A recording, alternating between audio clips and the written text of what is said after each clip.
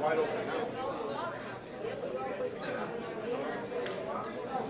No, just one like this.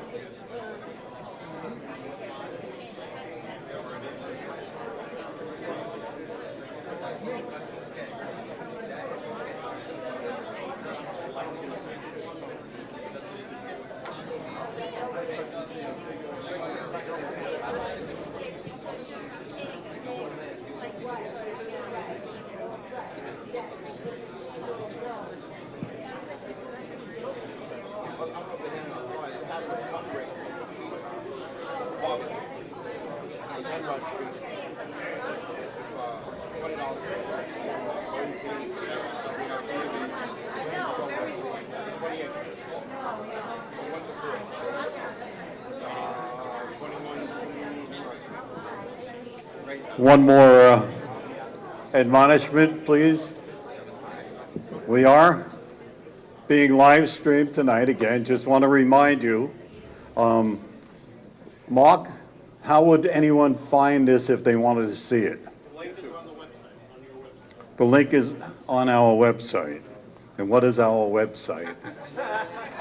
gv5.com. Laura, you want to explain, please? I'll just I'm blasted on Facebook.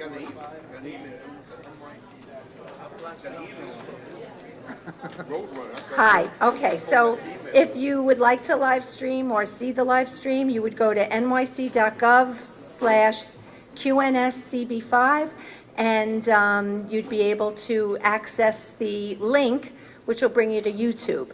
On the homepage, well, we have like a blurb that says view meeting as it's happening, or something, view this current meeting. So this is our inaugural time to do this, and we didn't like really make it that public, so hopefully next month we'll have it more public. The link will be more available, and if anyone has any questions, you can always call or email the office. Oh, you did good. Okay. So quiet. And for those of you that had other meetings and canceled them tonight, I apologize. But the point is, if you want to know what's going on at Community Board 5, please call Community Board 5, 366-1834. Don't rely on Facebook or social media for any information regarding Community Board 5. You want the truth and what's really happening, call us at the office. Thank you.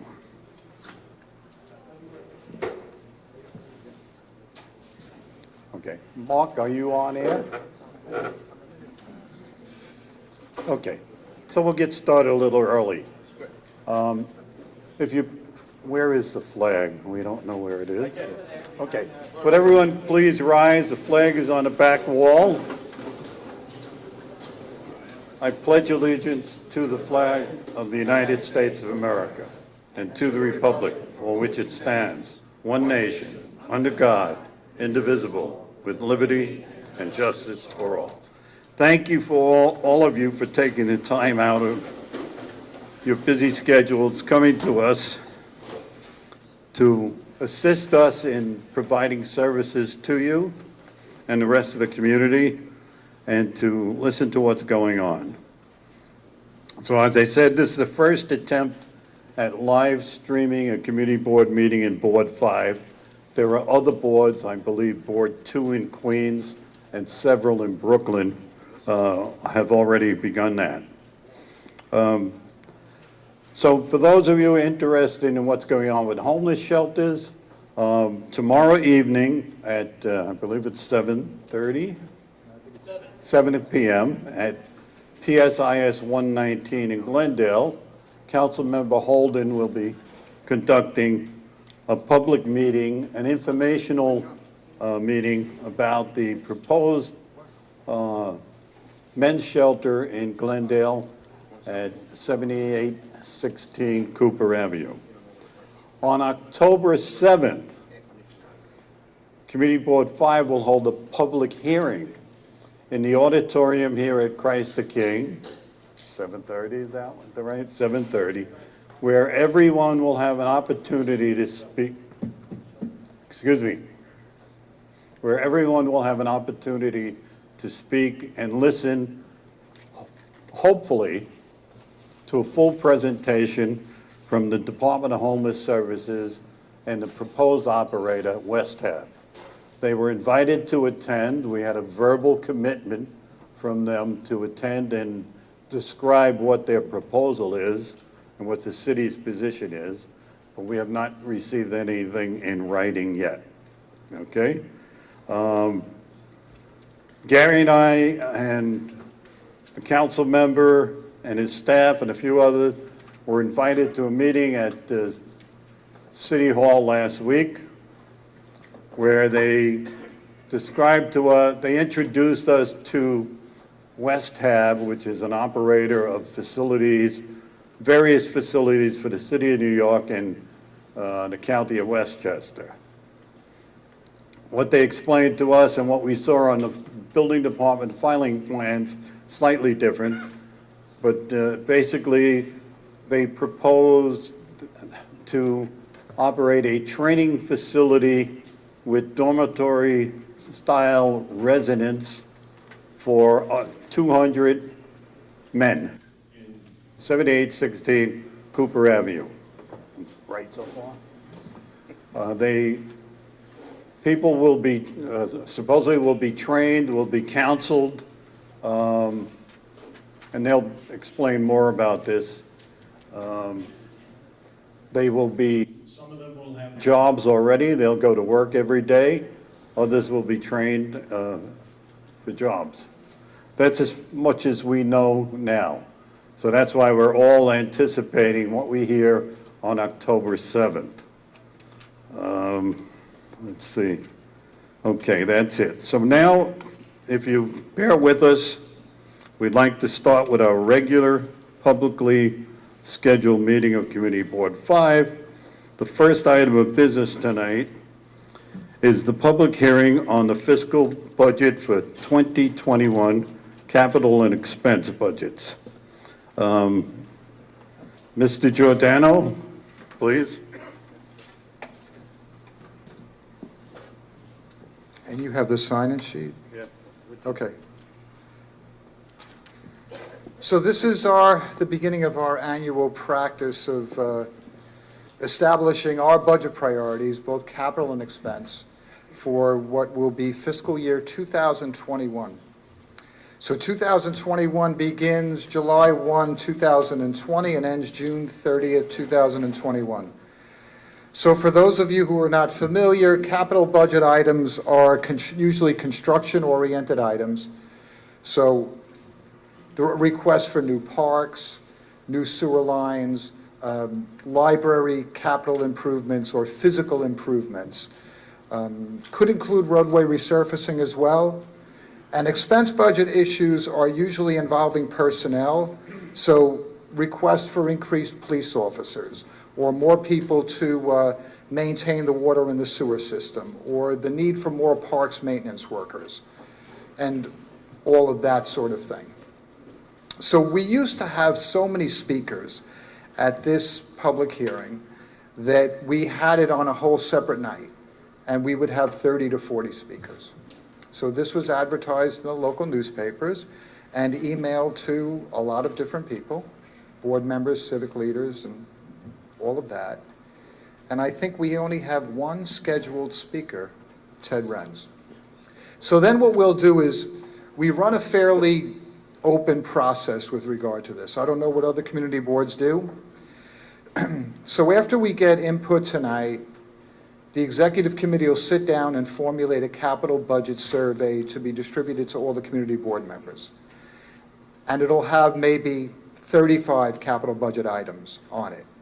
And those will include, like I said, sewer projects and parks projects and roadway projects and mostly that sort of thing.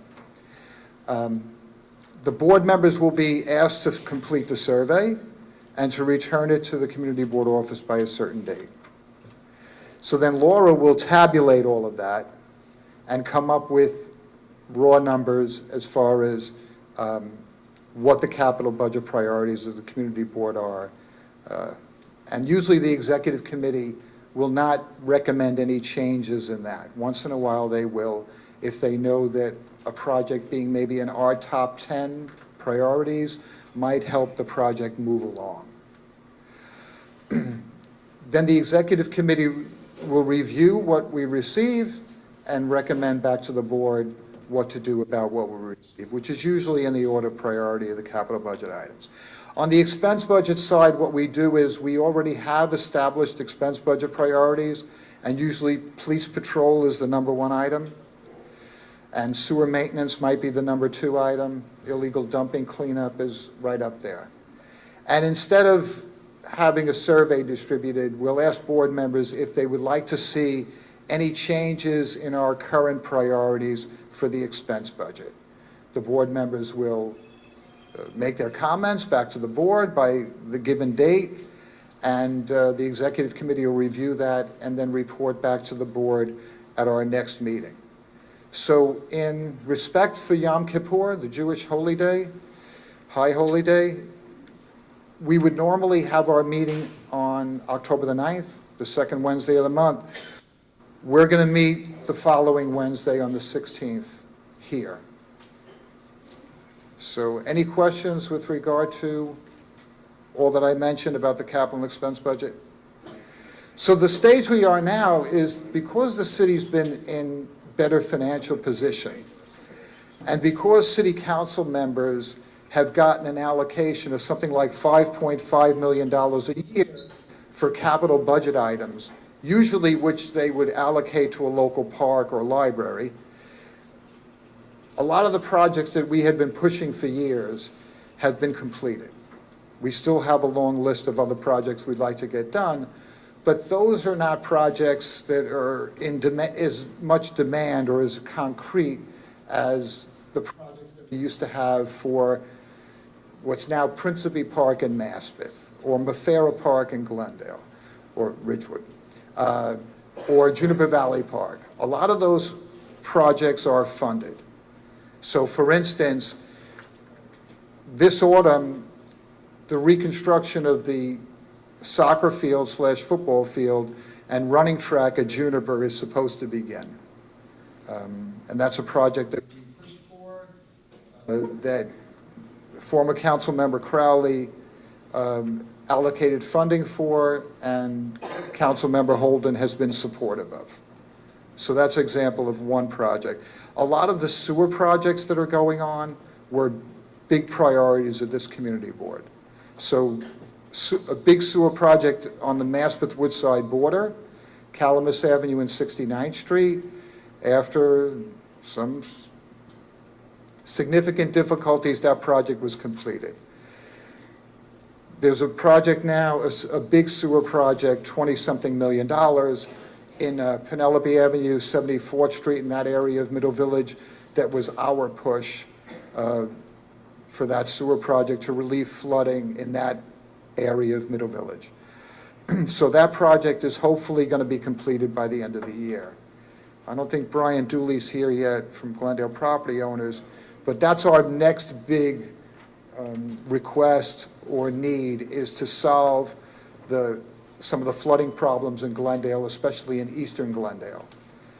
And most of these flooding problems only occur during heavy rains. So sewer projects have been a big priority of ours, and I would expect will continue to be until we get all our flooding problems as much solved as we possibly can. So I thank you, and the executive committee will be meeting next week. Formulate that survey. It'll be sent out to you sometime next week, and you'll be asked to get it back to us in about a week. Okay? So just be ready for all of that. It's important that please take the time to complete that survey as quickly as you can. And usually, I was a board member before I took this job. Usually the weekend was the best time for me to complete that survey. Because what will often happen is that Laura is making a lot of phone calls to get board members to return their surveys. So if you could please do that without so many phone calls coming from her. Any questions? Thank you. Yeah. Hold on. So one other thing, we have a new sound system. There are 2 microphones at each of the long tables for the board members. So please speak through the microphone if you have something. Do you have something, Paul? Yes. Well, pick.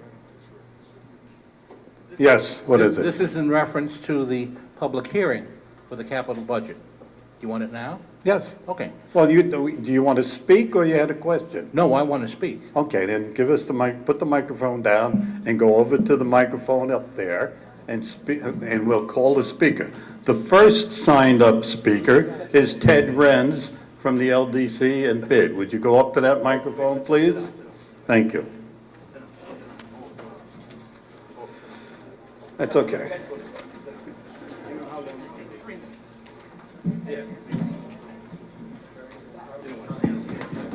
Yes, when you hear the gong, the usual, no more than 3 minutes, please. Okay, good evening to my esteemed members and colleagues on the Community Board. On behalf of the Myrtle Avenue Business Improvement District, we thank you for your support for a new capital improvement project for Myrtle Avenue in Ridgewood. Community Board number 5's fifth priority, number 5 priority for FY20. The last time Myrtle Avenue in Ridgewood, between Michael Avenue on Palmetto Street and Fresh Pond Road, was included for a major capital project was 1983-84.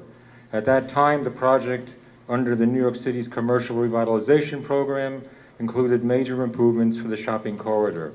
It included new sidewalks with decorative brick pavers, new street trees, steel-faced curbing, the creation of 3 pedestrian plazas, Venditti Square, which is now known, who was named for the detective who gave his life at that site, Ridgewood Memorial Triangle, named for World War I veterans, and the Times Triangle, now known as Clemens Triangle, named for the owner of the Ridgewood Times. Over the years, we made other improvements, new historic M poles, World's Fair benches, other amenities were included and made improvements to Myrtle Avenue.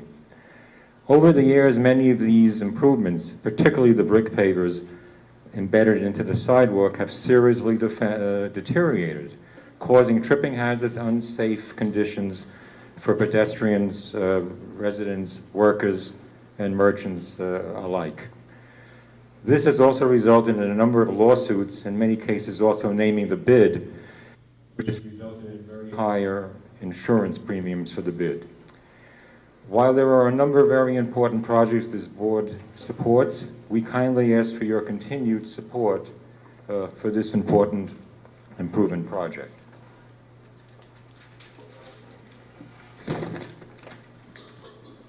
Myrtle Avenue in Ridgewood is a major comparison shopping corridor. It is the major hub for the greater Ridgewood communities of Ridgewood, Glendale, Middle Village, Maspeth, and Ridgewood and Bushwick in Brooklyn and beyond. Along this corridor can be found over 345 retail and service establishments. The improvements we are asking for include and not limited to new sidewalks without the brick pavers, new curbs, new M poles on the side streets, removal of the Belgian blocks from the tree pits, which is about 300 tree pits, additional benches, and other amenities. Since the last project only included a repaved street, we may want to consider total reconstruction, which includes new water and sewer lines as well, and upgrades to utilities. Bear in mind, the average life of a capital project is about 20 years. We're beyond 35 years now. So, thank you. Thank you, Mr. Renz. Next speaker is Paul Kersner.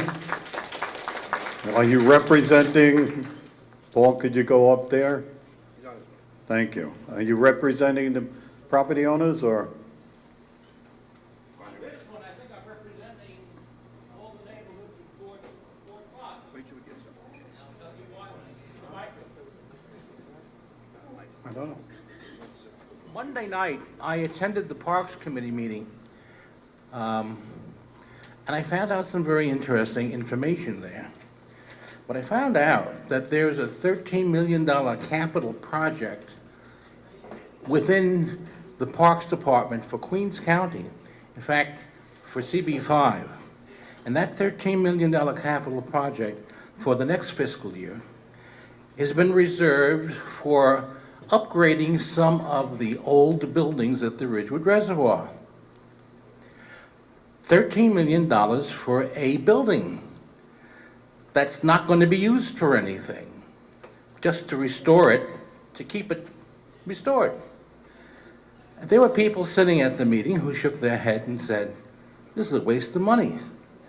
So I said to myself, well, what can we do so it doesn't become a waste of money? And so I put some numbers together, and here's what I came out with. $13 million at $2,000, which is also an absorbent amount of money, but that's the Parks Department number. $2,000 per tree. We can plant 6,500 street trees in all of our neighborhoods of Ward 5. Each neighborhood, Ridgewood, Glendale, Maspeth, and Middle Village, would each get 1,625 new trees. If we get this done, we don't have to plant any trees for the next 30 years. It is a lot of money that's there that, in my opinion, is being wasted. It's already allocated for this community board. I spoke to our councilman about this, and he said, I'm behind moving that money into street tree plantings for all the communities in Ward 5. So I would ask all of you to continue placing street tree planting in the top 12. Historically, that's where it's always been.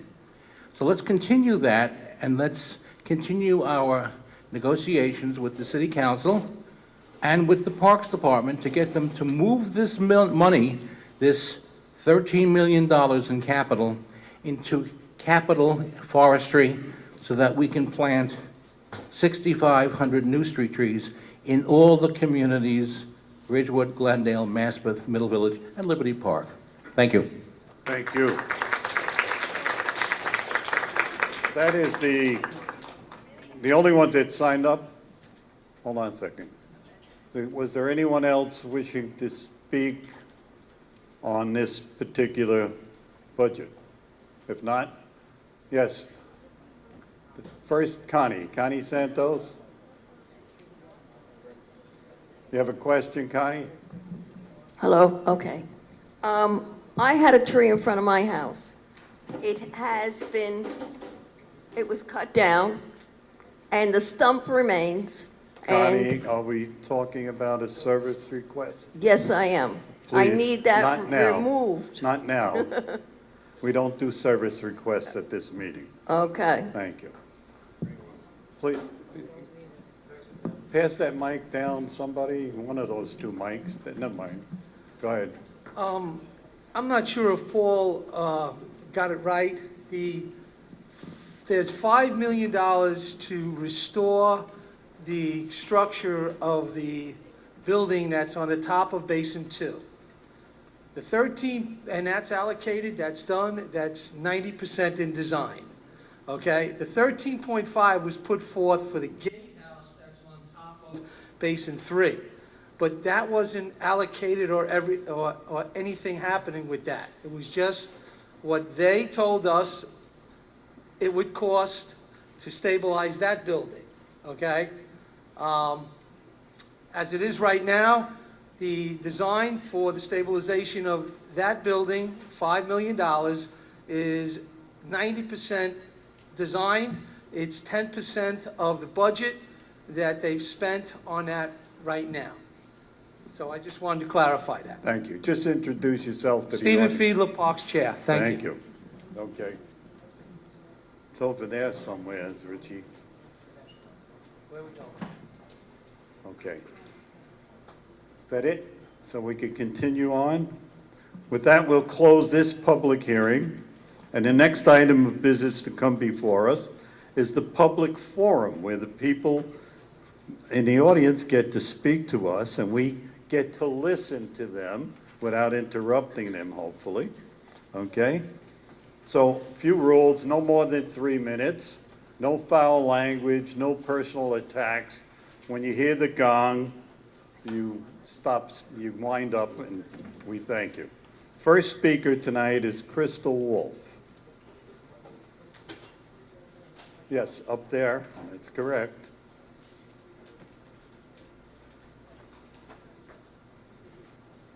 Hello, everybody. Nice to see everybody tonight. I just want to announce the information for my fall toiletry drive for the homeless. It's going to be October 7th through November 8th. So I invite CB5 to bring toiletry items next month. We're also expanding to include canned goods. I'm working with a family shelter, a Canva family shelter that has run out of funds and is asking for support to get canned goods for the 60-plus families that they're housing. So this is the biggest toiletry drive I've been able to do so far. I have about 20 participants with politicians. I don't think I'm going to name everybody because we don't have a complete list yet, but I'll be making an individual flyer for every participant. And I always welcome and I'm grateful for the CB5 support. CB4 is also going to be supporting the drive and several nonprofits as well as political offices. So I'll have all that information to the CB5 office. And again, next meeting, the October meeting, I invite people to bring clothes, the toiletry items, which I'll have on the flyer, and canned goods. So thank you all so much for your support, and have a great rest of your summer. Thank you so much. Thank you, Crystal. The next speaker is Matthew Dean, Project Coordinator, Home Energy Score. Hello, thanks for having me. My name is Matthew Dean. I work for the Association for Energy Affordability, and I'm also working with NYSERDA, the New York State Energy Research Development Authority. We have a new program called Home Energy Score. Home Energy Score is a program that is an energy assessment for homeowners.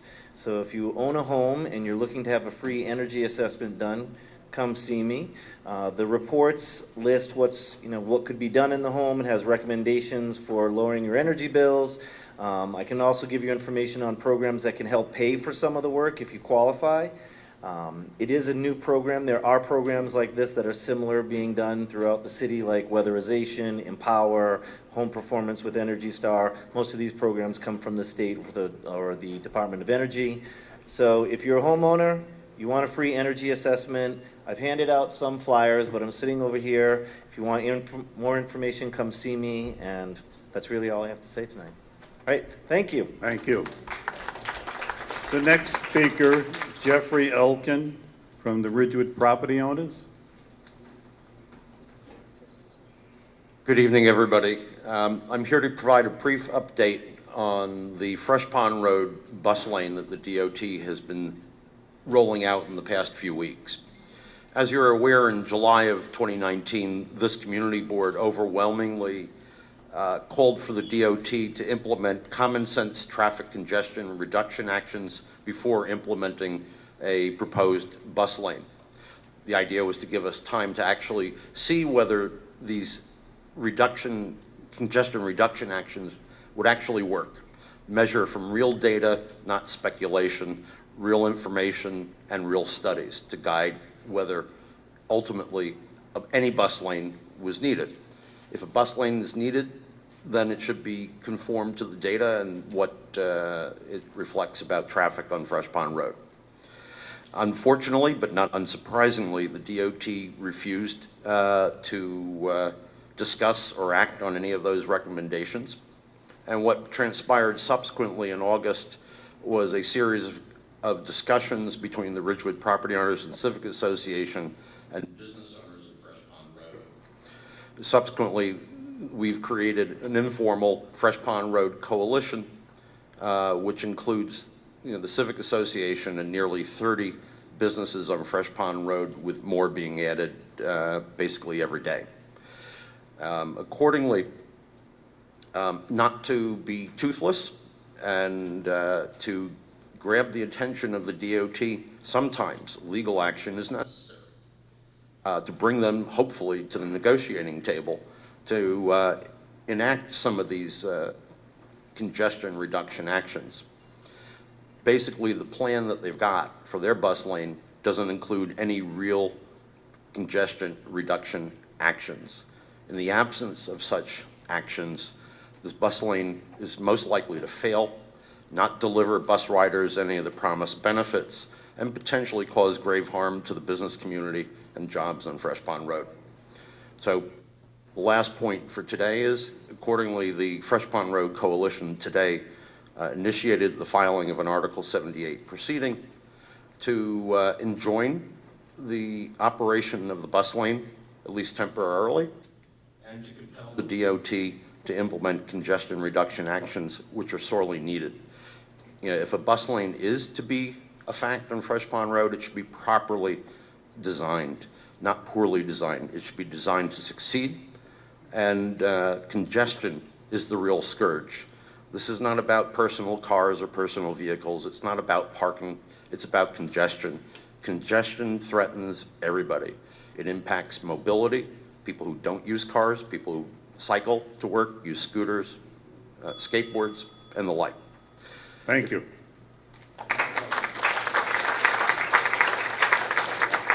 So we have a speaker from Chicken Soup and Rice. That's a new pub. Because I had 3 names here, so just introduce yourself, please, when you get to the microphone. Hi, good evening. I'm John Ortiz, one of the owners of Chicken Soup and Rice Sundown Bar. Hi, I'm Ashley James, General Manager. Hi, Jamie Eldridge. And we're here tonight to update you guys on a change of our method of operation. We opened the bar about a year ago, small 300 square foot cocktail bar on the corner of Forest and Catalpa. And we're wishing to expand to the basement space to create a small expansion to our bar for supplement our income there. It's a small venue that will be in the basement. We're working closely with the DOB to create a safe and, what would you say, to-code space with egress, 2 egresses, sprinkler system. And we welcome anyone to come and examine the plans, any questions that may be raised on it. We're, of course, concerned with safety with the basement space, and we're doing every step we can to make sure that that's how we proceed with this space. Okay. As I understand it, the legal definition for a basement is the ceiling has to be a minimum of 5 feet above the curb. Yes. And I don't think that covers you. We have a lofted basement of 9 feet. But the ceiling is not 5 feet above the curb? The ceiling is not 5 feet above the curb, correct? And there is not 2 means of egress from examining the rejection from the building department and looking at the plans? That seems to us to be the situation. Maybe your architect could answer that? Certainly. Okay. And without a building department approval, we could not make any recommendation on this. Of course. Okay? We're meeting with the buildings department tomorrow to show them the corrected plan from the architect. Okay. Thank you. Thank you. Thank you. The next speaker is Marianne Latanzio from GCOB.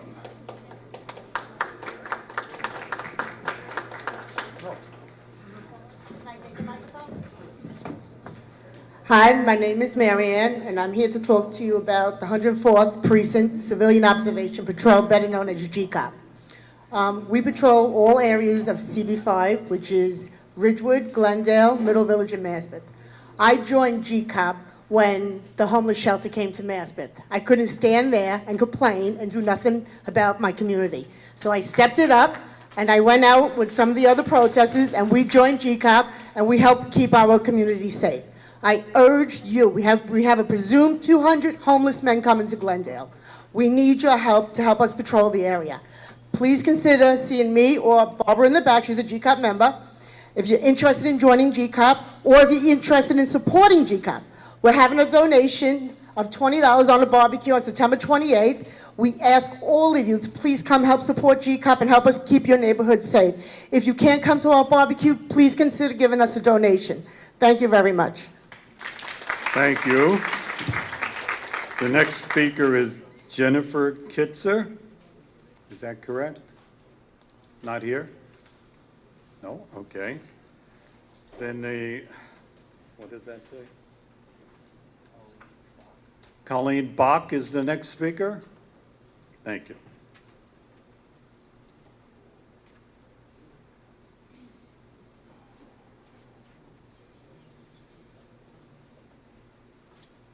Hi, everybody. Thanks for taking the time to hear what I have to say. My name is Colleen Bach from Sandy Mouse LLC. We'll be doing business as The Acre, and I'm here tonight with my business partners. I have our head chef, Ian Bach, our operations manager, Dominic Perrier-Strand, and our bar manager, Greg Infante, here to introduce ourselves. We are opening a restaurant at 6822 Forest Avenue, and we are currently in process of obtaining a on-premise liquor license. The Acre will be open from 10 a.m. to 2 a.m. every day, serving brunch, dinner, and late-night food during all hours of operation. Chef Ian's menu will feature affordable, elevated comfort food. While his resume includes Michelin star restaurants and working under chefs such as April Bloomfield, Andrew Carmelini, and Hooni Kim, more recently he's been running kitchens and Brooklyn favorites such as Fritzl's, Brooklyn Star, and the Meat Hook. The Acre will have a craft cocktail and beer menu to go along with our delicious food that will feature some seasonal fresh pressed juices, some homemade floral syrups, and beers from local breweries. We have 4 managing partners, so we'll have an owner on site at all times to not only manage staff, but to make sure that our customers are consuming responsibly. The music that we plan on having in our dining room will just be background music. We'll have no amplified live music or DJs. Our real plan with opening this restaurant is to become a staple in the neighborhood and to enrich Ridgewood's community. Our doors will be open for schools to have fundraisers, to have affordable end-of-year or holiday parties. The Acre will be there for coffee and breakfast on your way home to work, as well as a cocktail and dinner on your way back. So, yeah, we want to thank you for taking the time to listen, and we can't wait to serve Ridgewood. We're really excited. Thank you. The next speaker is the Reverend Joshua Ramos. There you are.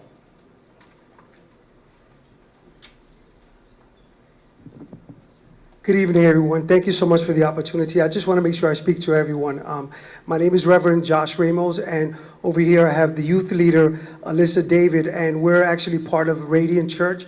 Radiant Church is a non-denominational Christian church that's about to open in the Maspeth area this Sunday at 11 a.m. And we have these flyers if you're interested in coming by and joining and seeing what we're all about.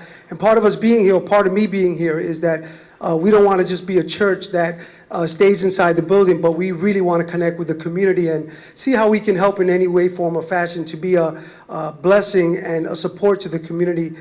And our pastor, our lead pastor, actually lives in the community as well. And so I think there's something to be said about someone that not just comes to do church in a community, but also lives in the community. If you have any questions or are interested in getting any flyers, please, you can approach Alyssa over there and myself. We'll be there for a little while. Thank you so much. Thank you. Somebody's alarm going off? Okay. Could you turn them down, please? Thank you. The next and last speaker under the public forum, Mike Papa.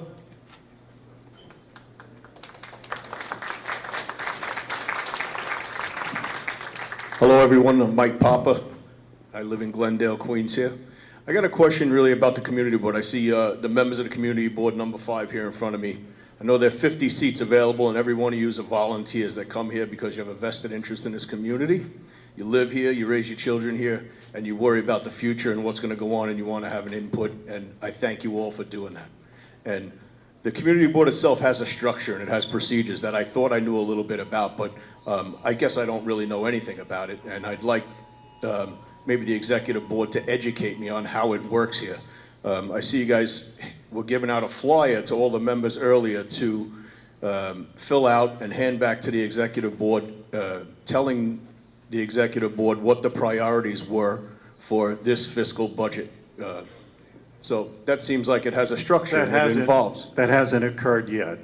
Right, I understand it, but has nothing really to do, I'm just making a point. You have a structure there, and every community board member is involved in that procedure. And it goes back to the executive board, that information is gathered, it's entered, and they decide on what to do and what to recommend, because it is only recommendations that a community board member makes, right? So my confusion, what happened a couple of weeks ago, no, not a couple weeks ago, it was last week, the Department of Homeless Services, the City of New York invited Community Board 5 to a meeting to discuss one of the most important things going on in this neighborhood right now, and that's the potential opening of a homeless shelter at 7816 Cooper Avenue to house 200 single men. And somehow, the community board members here were not invited to that meeting. The executive board of this... No, let me correct you. Hold on, Vinny. No. I have to correct you. Only the chair and the District manager. Excuse me? Excuse me? Excuse me? I demand you put my microphone back on. This is my 3 minutes. I signed up to speak, and I'm going to say my piece. Okay. But I don't want to be interrupted. But be proper and honest. only the chair and the district manager, the elected officials, were the only people that were invited by the mayor's You office. can answer my question after I'm finished answering it. If the chair and the I'm district sorry. manager were the people... My job is to maintain decorum here and make sure the truth is spoken. I am giving you the Go opportunity ahead. to answer this when I'm finished speaking. Okay? And I want my time extended for Vinny's interruption.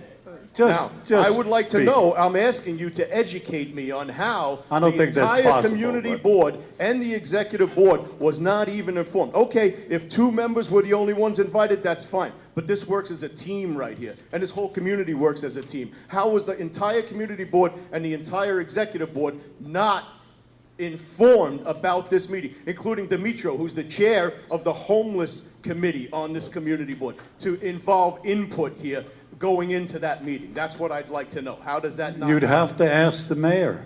I'm asking the executive board. Somebody on this board made the decision No. not to inform the rest of the board. No. Yes, that's true, You're- because if you were the you're only ones that were incorrect. invited, does it mean that you can inform and take the input from the rest of the community board with you to that meeting? And they should have been involved. And I appreciate everything that you guys do, but you shouldn't be shut out. And I'll tell you, if I was sitting on that board right now, I'd be asking the question of why you weren't informed. I want a community board that works for me. I live in this community. My mother lives in this community. My kids are in this community. And I want a community board that works. People put a lot of effort in, and they deserve to get the most out of it that they can. And there's a lot of smart people here with a lot of input that you could have took to that meeting with you, and you didn't. And I'd like to know what the breakdown was, why that didn't happen, why you didn't involve the chair of the Homeless Services Committee in a meeting that is Your time is up. specifically designed for that. Thank you. As I stated... Okay. Thank you. And that would be the end of the public forum. Thank you very much. The next order of business is the CHIP. Please. This is not a civic association meeting. This is a meeting of an agency of the City of New York where we have to conduct our business. And that's what we're doing here. You received an answer that you refused to accept or listen. Please, no talking. Now we'd like an answer. You got the answer. The mayor's office invited the chairperson, the district manager, and the elected officials, period. Okay, but that doesn't explain how the executive board of CB5 didn't even know about the meeting. That came from either you or the city employee, Gary Giordano. I'm sorry. Why did you make that decision? What was your motivation? What was your train of thought? We'd like to know. I have no answer for that, I'm sorry. You have no answer. Okay, that's the answer. You Okay. have no answer. Please, no back and forth. Next order of business is the chairman's report, and that's me. I'm the chairman, Vincent Arcuri. I'd like to recognize some people here tonight. Mr. Giordano, our district manager. Kathy O'Leary and Laura Mulvihill, our office personnel. Could I have somebody's attention? Anybody? Thank you. We have Joe Nocerino representing the Borough President. Joe, you have anything for us? Thank you.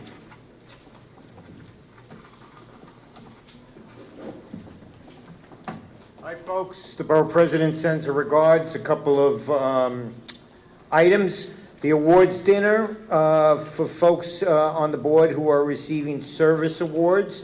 That dinner will be October 2nd. The doors open at 5 o'clock at Borough Hall. You will be getting a letter inviting you. We will be feeding you, and you're allowed to bring 2 guests each, but please RSVP so we can order enough food. Newsletters. The summer newsletter is out, and it's in front of you and on the tables behind me. Last but not least, the Borough President with Elmhurst Hospital on Thursday, September 26th, is having a public education and responder training for the opioid overdose crisis. I don't know why that was so hard to say, but that's it. And the flyers are out there. Thank you, folks. Thank you. I'd like to introduce Jordan Golds, representing Congresswoman Grace Meng. Jordan, thank you.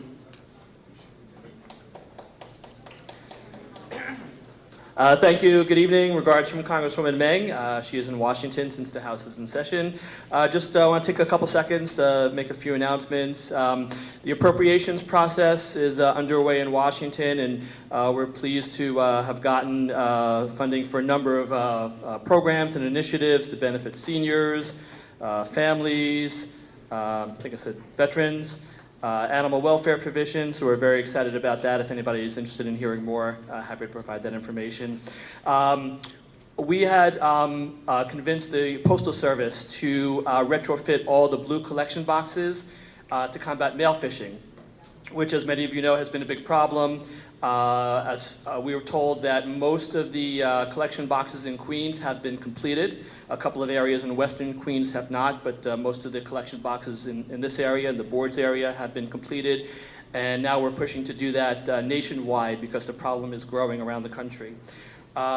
We are doing our monthly VA office hours on September 26th. We do that every month where we have a representative from the VA come to our office. So if there's a veteran, a beneficiary that needs or wants to meet with a representative from the VA, just give us a call and make an appointment. There's no waiting. You don't need to travel far away to Manhattan or Brooklyn or Long Island. Also on October 6th at Forest Hills High School, we are doing our annual Academy Forum. This is for high school students that want to attend the U.S. Service Academies, West Point, the Navy Academy, Air Force Academy. We'll have representatives from each institution to talk about the admissions process and the criteria. And we are also having an app contest. It's a nationwide contest sponsored by the House, and we'll have more details at the next meeting. Thank you very much. Regards from the Congresswoman. Thank you. And thank her again for attending our memorial service last Sunday. The next speaker is Charlie Varuska, representing Bob Holden. Could we turn that down? I understand, but you could turn your phone off.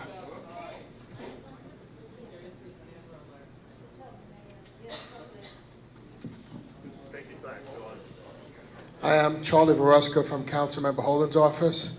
I have an announcement from the council member. Councilman Holden is hosting a town hall meeting tomorrow, September 19th at 7 p.m. in the auditorium of PSIS 119 in Glendale to discuss the proposed Cooper Avenue homeless shelter. This will be an informational meeting intended to explore different strategies to delay and prevent the shelter from opening.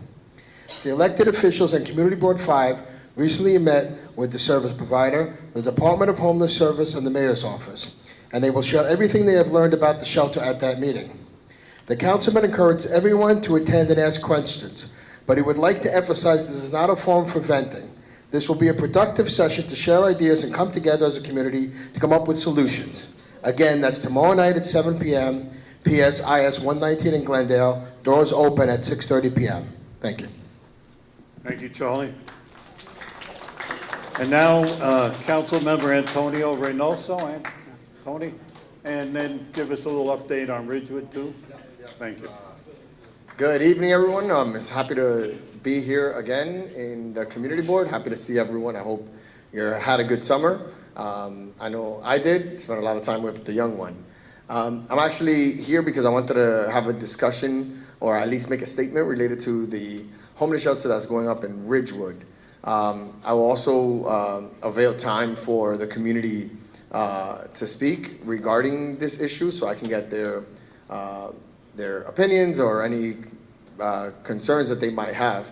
I am 100% in support of the homeless shelter that will be going up in Ridgewood. It'll be 200 members in that homeless shelter. It will be families, so it would be women and children. The homeless shelter will be going up, I believe, after the one in Cooper. So I believe that we have a responsibility as a community and as a people to help the neediest and the people that need the most help. That's why I ran for office. That's what I was elected to do. So I'm looking forward to doing everything I can to make sure the transition is a positive one for those families that are coming into the community. I want to be inviting, I want to be welcoming, and I'll make sure that that's the type of attitude that I'm going to go into this process with. But there are issues that communities might have that I want to make sure I pay attention to. And if we can mitigate concerns that are real, I don't play on stereotypes, scare tactics, and want to make sure that opinions are limited and facts are spoken. But I do want to allow for the community to say a few things, say what they want and speak their mind. So I just wanted to give you that update. And should you have any concerns, the number for my office is 718-963-3141. And you can call the office with any concerns or issues or questions regarding what's happening at the homeless shelter in Ridgewood. Or you can email me at Reynoso, which is REYNOSO, at council.nyc.gov. But I will be doing some work publicly.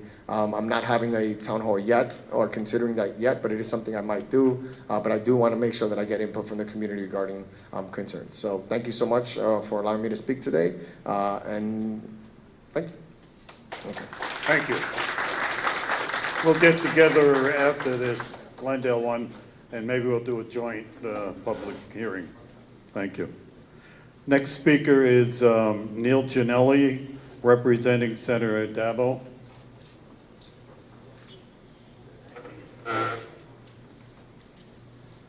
Good evening, Mr. Chairman. Thank you very much. I guess there's only three upcoming events I'd like to announce. We still are taking reservations. We have our annual Veterans Barbecue this Saturday down at the Howard Beach Motorboat Club in beautiful Hamilton Beach.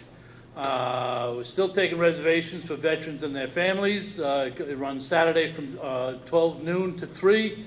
Come one, come all you gotta do is be a veteran. Number two, on the 29th of September, it's Sunday, in partnership with the Assemblyman Mike Miller and the Ozone Park Residents Association. We're having a recycling event at the Bandshell parking lot in Forest Hills.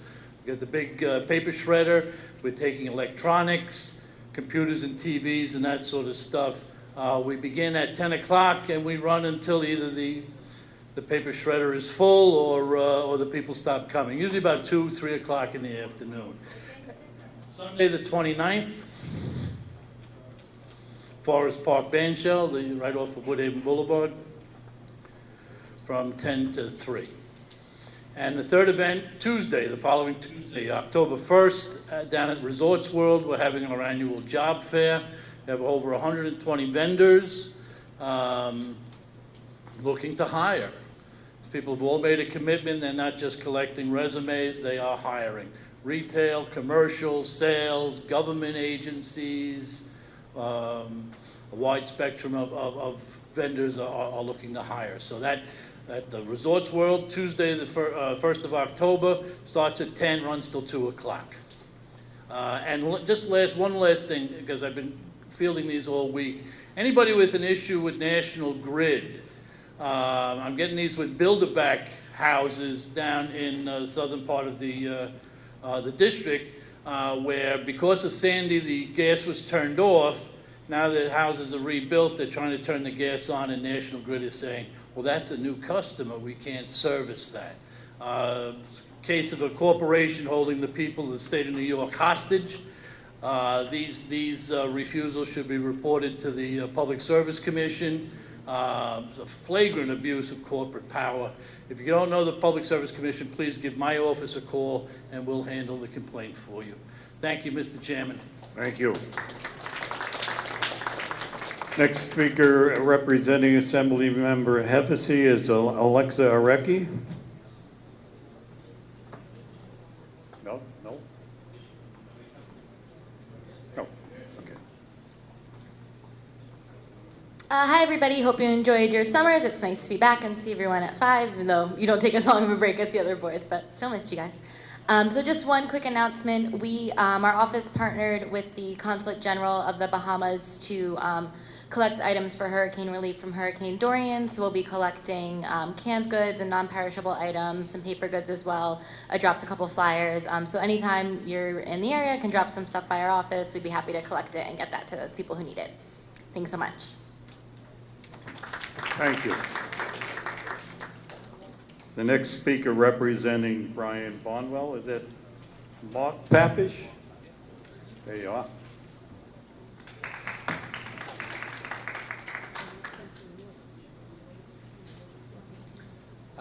Good evening, everyone. My name is Mark. I work for Assemblyman Brian Barnwell, representing the 30th Assembly District. Not much. I'm just a little bit taller. Thank you so much. Try my best. I got the heels on, right? All right, anyways, not much to report. We have an upcoming NILAG, New York Legal Assistance Group event, which is where we bring out a van of lawyers and we park them. This time we're going to be doing them over by Our Lady of Hope on October 11th. I encourage you, if you have any legal issues or anything that you might want an opinion on from an attorney, give us a call at 718-651-3185. Again, the number is 718-651-3185. Appointments are limited, and it is by appointment, so you need to call us to get one. Again, it's on October 11th, and if anyone has any questions for me, I can take those, but that's really all I got tonight. That's it. Cool. Thank you. Thank you. The next speaker is Allison Cummings, representing Assemblywoman Catherine Nolan.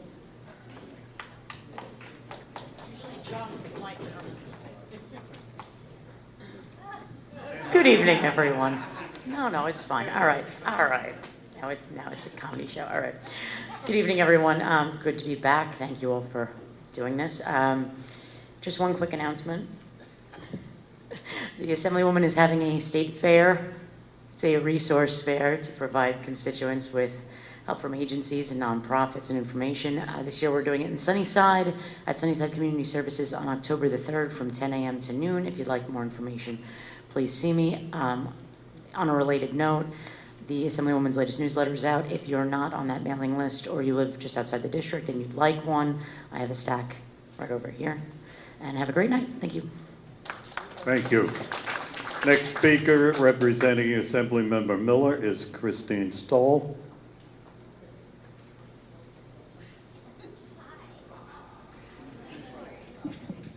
Oh, thank you. Oh, I think this works, yes.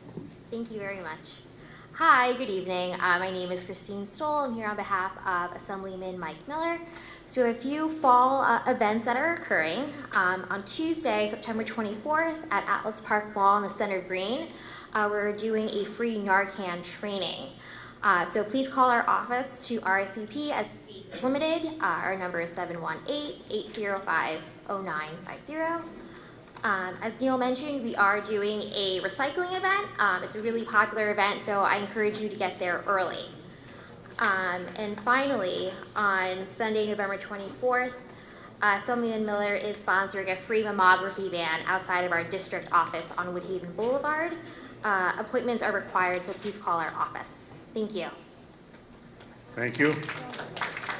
And the press call we have tonight, Mark Hallam from the Queen's Courier and Benjamin Fong from the Queen's Ledger. Thank you very much for informing the people of what we do and doing what you do. Thank you. Board members, business. Yes? Take a microphone, please.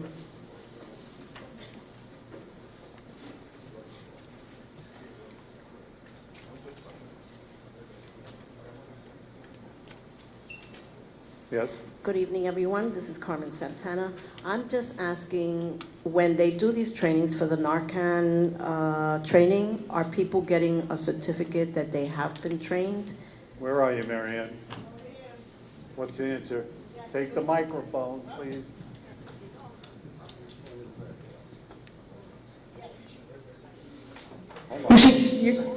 You should get a little card, and you're going to get free Narcan to take home with you. Okay? Thank you. So, board members, business, the minutes. Have you read the minutes? Do we have a motion to accept the minute or whatever? Who's that? Walter Clayton, who seconded? Brian Dooley, is that right? Yes?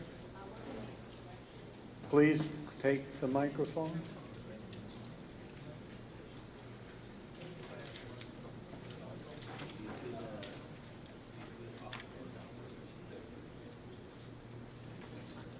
Okay, I just want to make a correction on something that I said about 6838 Forest Avenue. I'm trying to find it now.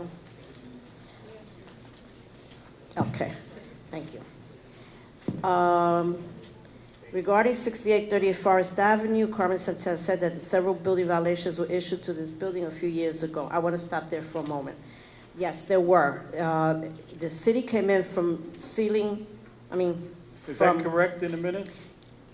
No, it's not here.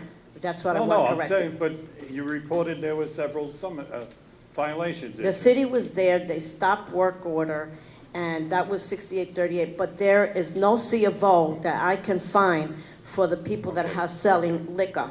That was my, Okay. you want to put it like this, I No. object. What the minutes say, you don't have to expand on them. No, I'm not expanding on them, I just Okay. want to clarify something. Because 6838 seems to have several entrances and several locations that wrap around the block, starting from the corner of Catalpa, and it ends in the middle of Forest between Catalpa and 68th Road. And there are 3 businesses there with liquor, some with liquor licenses or some pending. And then now the thing with the basement as a speakeasy, that's like, I was told that you couldn't have a liquor license more than 500 feet away from each other. No, that's incorrect. But anyway, That's we're incorrect. just talking about the minutes right now. You want to talk about this subject later, we'll bring it up again, please. Okay? Yeah. Okay? No, it doesn't say what Thank you. All right. Okay. Thank you. So we have the minutes. We have motion to approve, seconded. All in favor? Any opposed? Any objections? We had the correction. Thank you. Next item is, very appropriately, liquor licenses. And we have several months. Let's see, August, I'll start with the August. New liquor licenses, Four Caminos Mexican Restaurant, 6722 Fresh Pond Road. A corporation to be formed by David Kornbluth, doing business as Onderdonk and Sons, 566 Onderdonk Avenue, Ridgewood. Look, Can I ask a question, or do you need it? Do you need it after you read them all?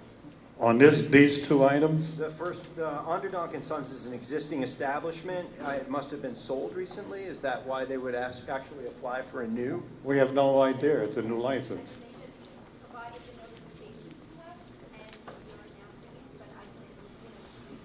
That is an existing establishment. It's been there for a number of years, so I'm just, yeah. Yes, it would appear that way. Okay. Thank you. Liquor license renewals, Connolly and Quinn, doing business as Glenlow Tavern, 6416 to 6418 Fresh Pond Road. Super Polo Rest Incorporated, 865 Woodwood Avenue. C&Q Myrtle Inc., doing business as Celtic Guest House, 6404 Myrtle Avenue. Fresh Pond Tavern Inc., 6869 Fresh Pond Road. New wine or beer licenses, Mr. Thai Inc., 5742 Myrtle Avenue. wine and/or beer license renewals. Sakura 7 Queens Inc., 6554 Grand Avenue. La Flor del Paraiso Restaurant Corporation, doing business as La Flor del Paraiso, 1715 Cornelia Street. JCM Pizza Limited, doing business as Corrado Pizza Due, 6091 Myrtle Avenue. Janice Inc., doing business as Billy's Marketplace, 870 Cypress Avenue. I'm sorry? Would you please take the microphone so I could hear you and everybody else could hear you? Okay. La Officina Bar Corporation, 859 Wyckoff Avenue. Now, September, we have no new liquor licenses. We have liquor license renewals. East Coast Burgers, Inc., 5321 Myrtle Avenue, first floor. Bad Old Days LLC, doing business as the Bad Old Days, 1684 Woodbine. Grove Productions LLC, doing business as Nowadays, 5606 Cooper Avenue. Dromore West, doing business as TD's Tavern, 6431 Cooper Avenue.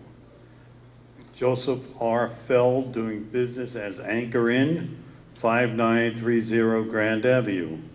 Bozina Olcan, doing business as IO Cafe, 793 Fairview Avenue. New wine and beer licenses. Fontana Pizzeria, Inc., doing business as Fontana Pizzeria, 6526 Metropolitan Avenue.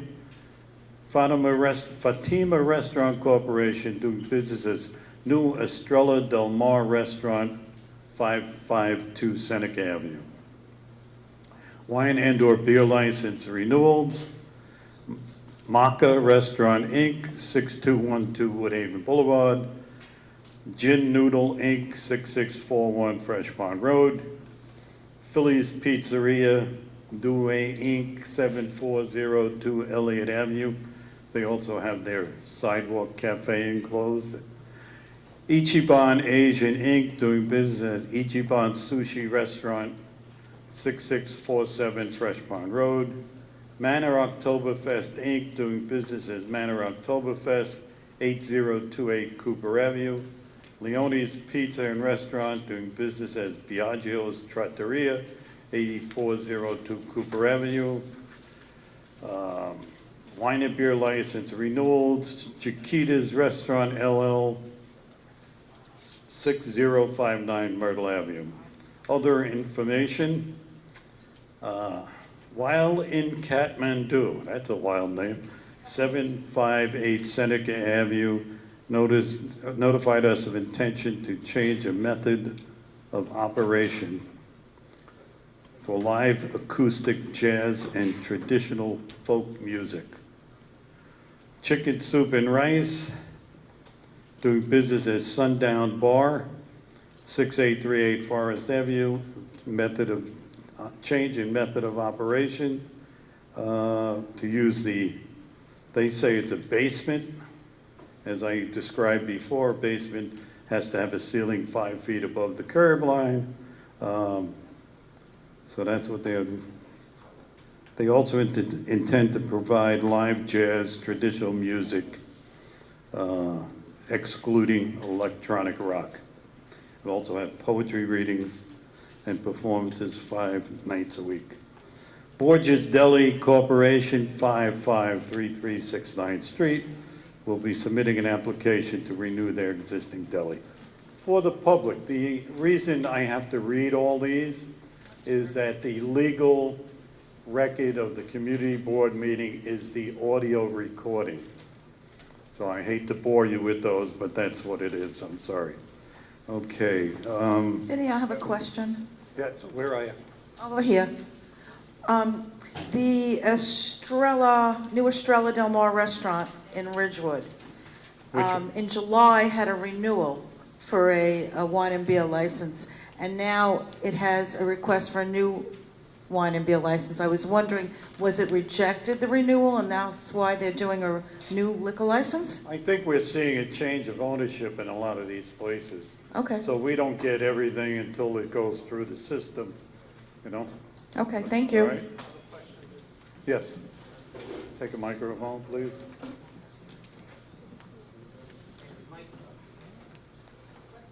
What color? What color? Red.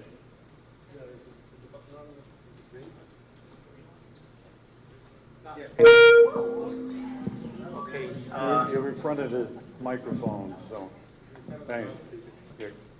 Okay, is this better? Okay, Mike Leando, thank you.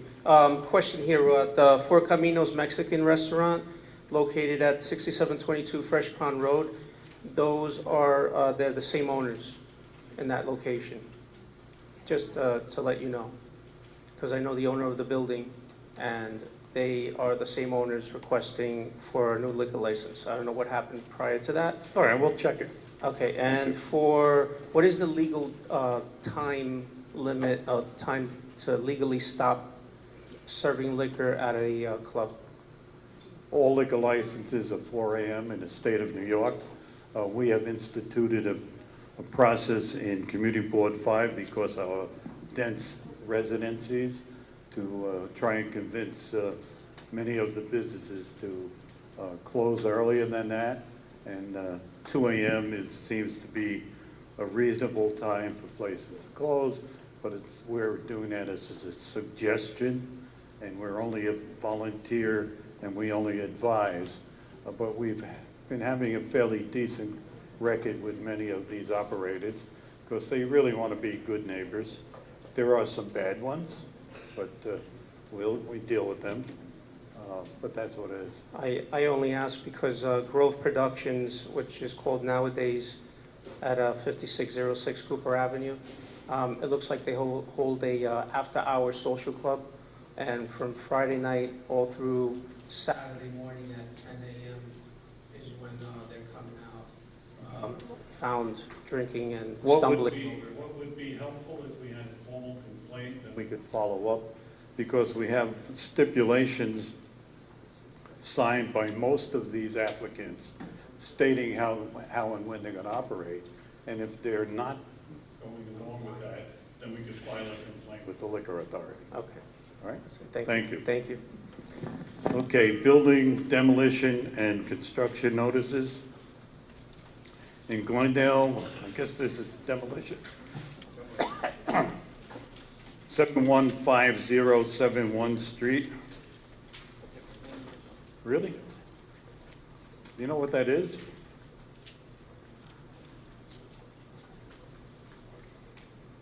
It's got to be a garage. It has to be a garage. Okay.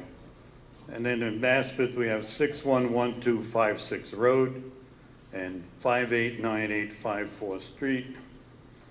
None in Middle Village. In Ridgewood, 1902, 1908 Flushing Avenue, and 1901 Troutman Street. That's all I have. Do any of you have anything for the chair, staff? If not, we'll give Mr. Giordano a chance to give his district manager's report. Mr. G.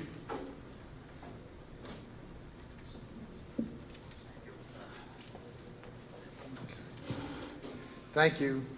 So fortunately, DOT came through with one thing. All these roadways that I was verbally promised would be resurfaced and resurfaced at night have all been done. So never before have we gotten nearly this much nighttime resurfacing, which has included Fresh Pond Road and Forest Avenue, from Metro all the way to Myrtle, Metropolitan Avenue from Andrews Avenue in Maspeth to Pleasant View Street in Middle Village. So when you used to get around that bridge, especially going east toward Middle Village or into Middle Village, the bumpiness of that roadway that had nothing to do with the bridge job is all smooth now. And we also got Myrtle Avenue from Cooper all the way to Woodhaven. So in previous years, we got a good amount of nighttime resurfacing, including Grand Avenue at night, portions of Metropolitan Avenue at night.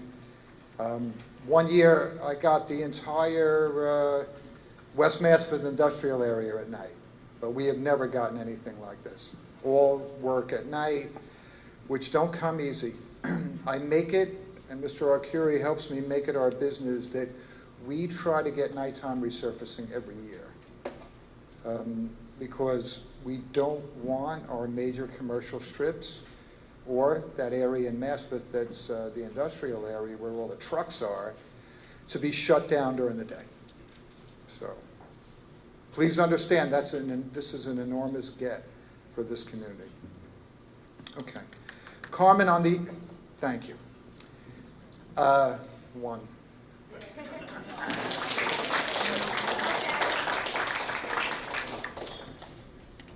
I could tell you few others get anything like this. That much I can tell you, all right? Carmen, with regard to 6838 Forest, I'll tell you that I have sent an email to the Liquor Authority stating significant concerns with any operation in what they call a basement and what I know to be a cellar. So I don't see any windows in that location, and I don't see any means of egress in that location. But I think what they're looking to do is to change the configuration of how they would get out of there and why they would go through all that trouble for, I think, 35 patrons. I don't know.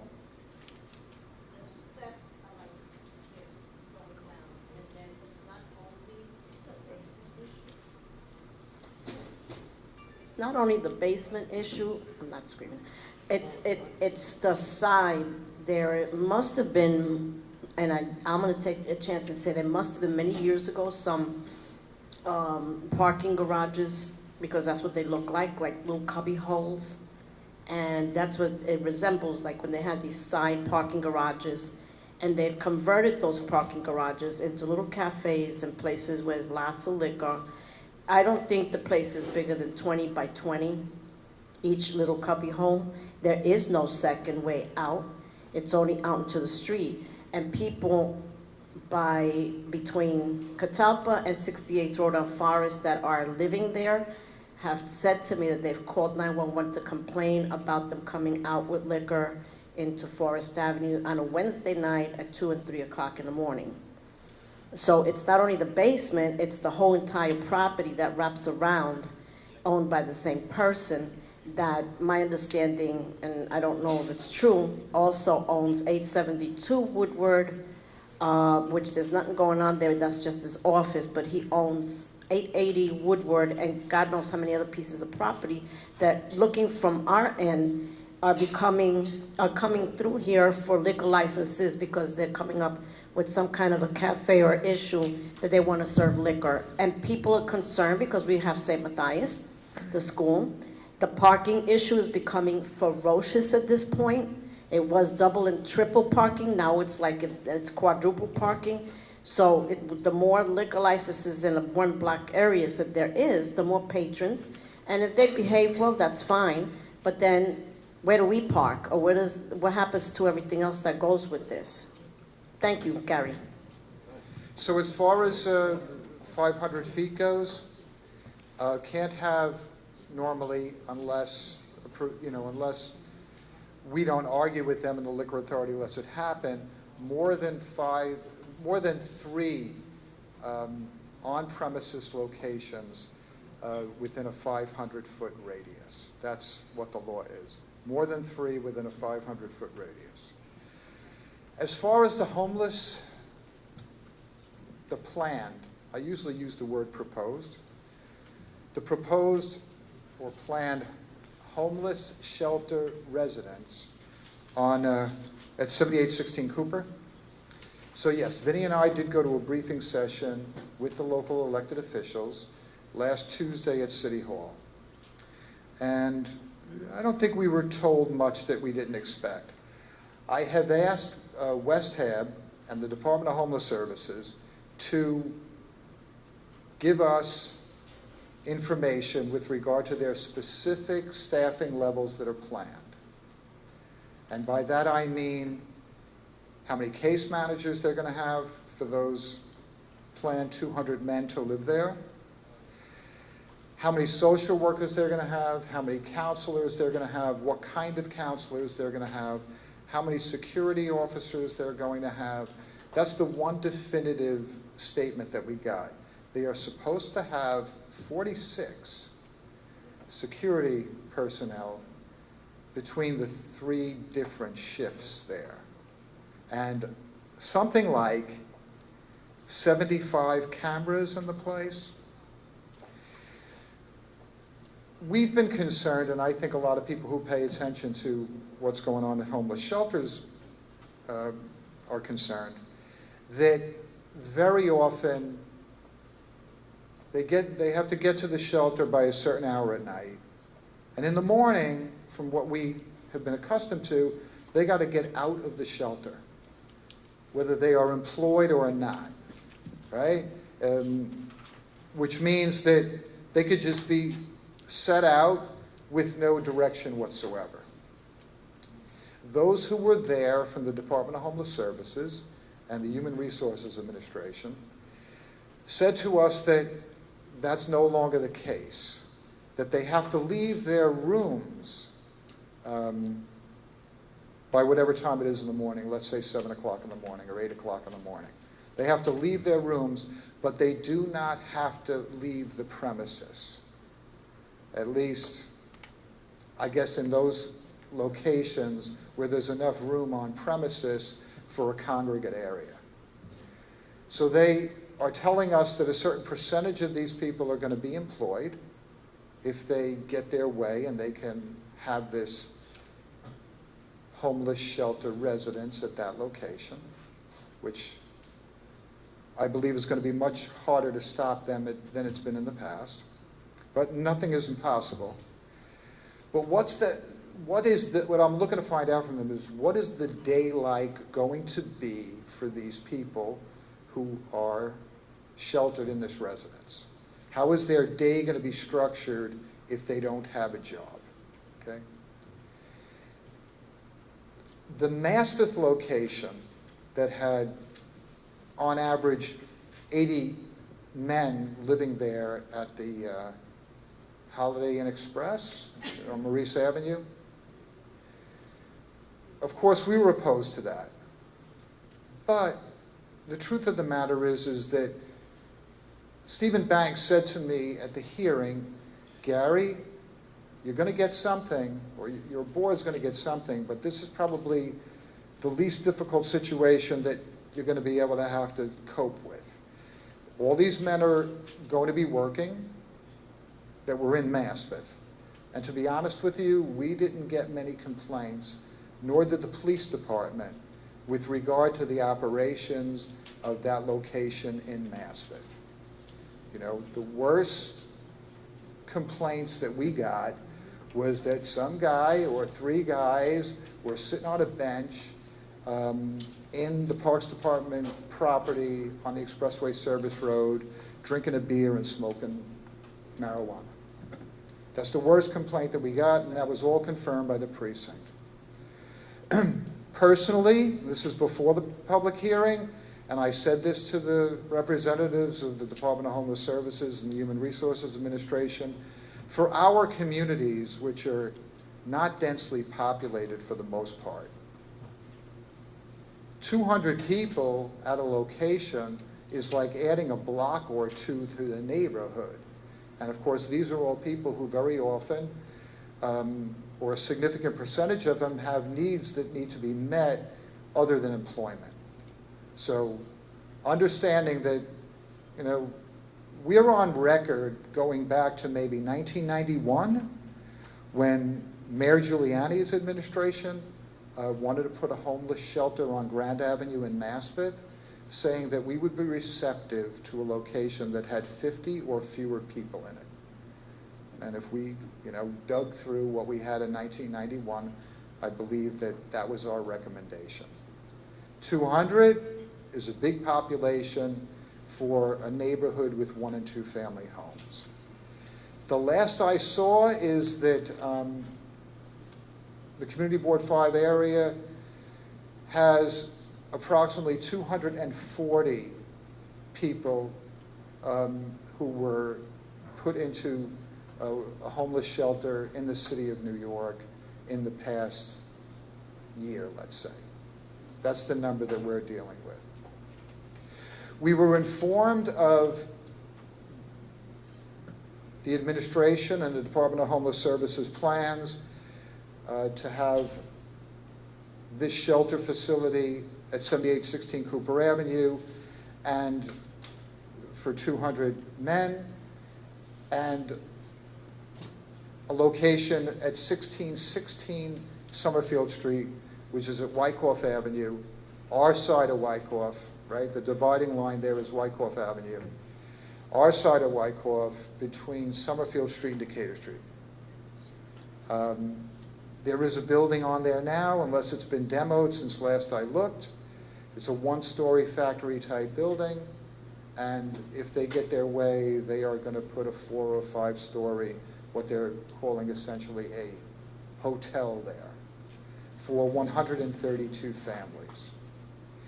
I said to Vinny right away, I don't want to have one public hearing for both of those sites, simply because the administration and the Department of Homeless Services plan to open the site at 7816 Cooper Avenue in Glendale early next year, and the construction, to my knowledge, hasn't even started on the site that's on Summerfield at Wyckoff. So why mix them together? We will have, at a later date, a separate public hearing with regard to that proposed Ridgewood site. Now, things have changed enormously in our ability to succeed in preventing a large homeless residence, and it is a residence. You know, it used to be that you could not put a community residence in a manufacturing zone, okay? You could put a hotel, a transient hotel, where people can stay 31 days or less. After that, if a majority of people are staying at that place, it's considered to be a residence. You were always able to put a hotel in a manufacturing zone as a commercial use. There's a lot of commercial uses that you could put in a manufacturing zone. But you weren't able to put a residence in a manufacturing zone. And twice we argued in a challenge. You're allowed to challenge plans that the Department of Buildings has once they're approved, within 45 days of approval of those plans, okay? I wrote 2 challenges regarding Cooper Avenue when they put forth their plans.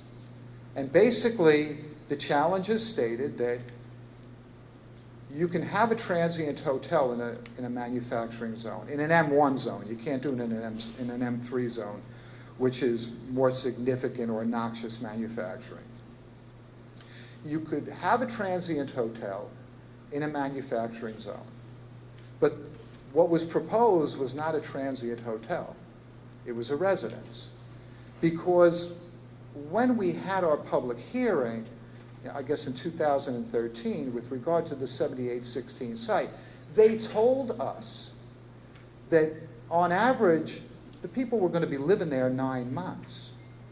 So in the challenge, I simply wrote that this is obviously not a transient hotel. If these people are going to be there, at that time it was families. It was supposed to be 125 families at that Glendale site. So if they're going to be there 9 months, this is a residence. This is not a transient hotel. And quite simply, you cannot locate a residence in a manufacturing district. Coincidence or not, the plans were rejected twice on 2 different occasions after those challenges were submitted. Things had changed. Late last year, we had a public hearing with regard to the matter. there was a citywide proposal to do two things.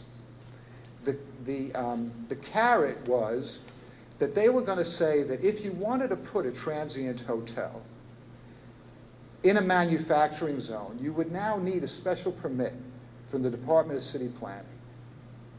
Okay, so what happened in some community board areas was transient hotels were put in manufacturing districts, and maybe they operated for some period of time as a transient hotel, and then a lot of them were converted to homeless shelters, okay? So that was the carrot. In other words, if you had one of these that was then converted later to a homeless shelter, you would be happy that now they would have to at least get a special permit from the Department of City Planning for hotels that they could put in as of right, so to speak, previously. But on page 15, as some of us caught, and one of the ones that caught it was Edgar Mantell, and another one was Peggy O'Kane, it said that in this zoning text, proposed zoning text amendment that came out of the Department of City Planning, that the city could locate a residential facility if they saw the need for this now in a manufacturing zone. And that's what changed the world here. That now they just might be able to legally do this a lot more easily than they could do it previously. Because of this hotels, motels, botels, zoning text amendment that was passed by the City Council, I believe, in December. So the most important reasoning or argument legally that I think one had with regard to stopping something big like this, it's questionable to what extent we have it anymore. So that's the facts as I know them. But because of that zoning text amendment, and I said it right away, I could read that, and I'm not the smartest guy in the room. But you know, if you read it twice or three times, you start to understand what something means. And that's where we're at now. This is not going to be as easy for us to successfully prevent as it was before. But if the board is opposed to this, which I think the likelihood will be when it's 200 men, you know, let's not give up, so to speak. And I know that the Middle Village Glendale Coalition is seeking to take legal action, like Ridgewood property owners did as far as the dedicated bus lane on Fresh Pond Road goes. So I think that's one good course, and we will see. But I want to stress that we'll conduct a public hearing here in the auditorium on October the 7th, beginning at 7:30. I wanted to do it here because the hearing that we had here was civil, okay?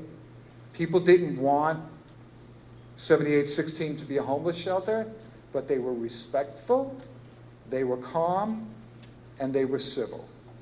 And then the board took this all back, and we wrote up the recommendation in opposition to the proposed shelter at that Glendale location. If anybody was at the hearing in Maspeth, at the Knockdown Center, with regard to the proposed shelter at the Holiday Inn, it was a totally different hearing. It was the worst experience publicly that I have ever had as either a member for 8 years of Community Board 5 or as the district manager for 30 years. It was the worst example of a lack of respect, people turning their backs on the commissioner. And Board 5, unless things changes, has always been intelligent, civil, and we've always advocated for what we want, okay? So I can tell you this. I've been the district manager for 30 years. The only issue that I can ever remember, and I can be corrected, that we were ever defeated on, where we wanted something, or we were pushing for something. We may be advisory, but let me tell you, for an advisory body, we have gotten a lot of things done in these communities, and I'll make no bones about it. Board 5 has been at the forefront of most of the improvements in District 5 Queens for the past 30 to 40 years. I don't want to see a situation happen again, like at that Maspeth hearing where they turned their backs on the commissioner. So at our hearings, we don't want any posters, we don't want any chanting, we don't want any rowdy behavior. You know, we can be civil about this, and it's not going to do us or the community any good to look like we're a bunch of donkeys. Jerry Drake?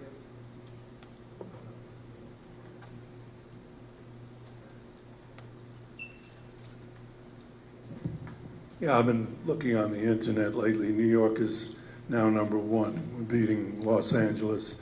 Latest figures are not 60,000. They're up, according to what I can find, who knows, 78,000 homeless in New York City. So it's a big, big problem. As far as what occurred in the knockdown center, yes, people were angry. Yes, people expressed their emotions. And I say to anybody, what do you expect? We live there. What are they going to expect when they bring in 200 people in one address on Cooper Ave, one block? Anybody here, I don't care what block you live on, you tell me, not necessarily in Glendale, the Bronx, Brooklyn, if there's one block on Forest Avenue, any place where they take 200 men and put them in next to you or on your block or close to you with not only the 200 men, but the 46 security, 3 to the cameras, what do you expect will happen if you are that person? Yes, people are emotional. They were emotional in Maspeth. I got the complaints. Yes, there were guys drinking beer in the park. Yes, they were smoking dope. There's a big sign, no alcoholic beverage. Yes, I got the complaints about, I've been trying to get this one man off the street for 2 years. I had him arrested twice, exposing himself to the girls in the store. The girls are terrified to testify against him. He was let out faster than I could get back to the store. Twice. And people approached him, please, we'll take you to a shelter. No, I don't want to go. I'll live here on the expressway. And the guys, and they're God bless us all, there are all different kinds of reasons to be homeless. There are all kinds, it could happen to you, it could happen to me. We're not talking about that. We're talking about a government that is so arrogant to impose upon us from the top down what they think is the best thing for us, and we live there, not them. That's why we went and I was really opposed to this. That's why we protested in front of Banks' home. And the people in that neighborhood complained to us, what are you doing here? This is a nice, quiet neighborhood. Who the hell are you people to do this? Well, we're desperate. We're going to have a Holiday Inn, and we got lucky because we had a lawsuit and won it. Yes, this will be much harder. Will be much harder, but we have one thing on our side. I don't live in, as you know, I live in Maspeth, but I'm going to try my best to help Kathy Mazzy and all those. And I told her that, because we have to live here, not the mayor, not Mr. Banks. What does he expect? What does Banks expect us to do? Does he expect us to kiss him and put our arms around him and say, you know, I understand, we're going to be very polite about this. You want to put 200, yeah, I understand that. But Mr. Banks, I don't see them over in your neighborhood, but I'll be very polite about it. I will accept this because the government knows what's best for us. You know, this, and not only several of the complaints about the laundromat, the other stores in the neighborhood, I got the complaints because people in my neighborhood where I live know and say to me, and I keep telling them, did you complain? Did you go to the community board? No. Did you tell the police they stole out of your car? No, the police do nothing. I've heard this 100 times. It's very frustrating to be the representative when they turn to you and say, hey, you're on a community, happened today. You're going to the meeting tonight. Why don't you do something, Drake? All right, Jerry. Yeah, I'm sorry. Thank you. Vinny? Go ahead. Go ahead, Kathy, you're next. Okay, thank you.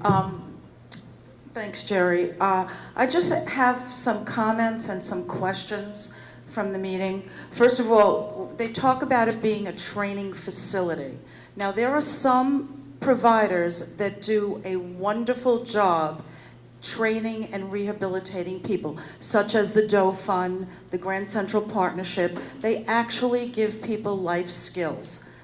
West Hub has no experience doing this. And That's why we're having the public hearing. and that is a big problem. That is a big problem for the community.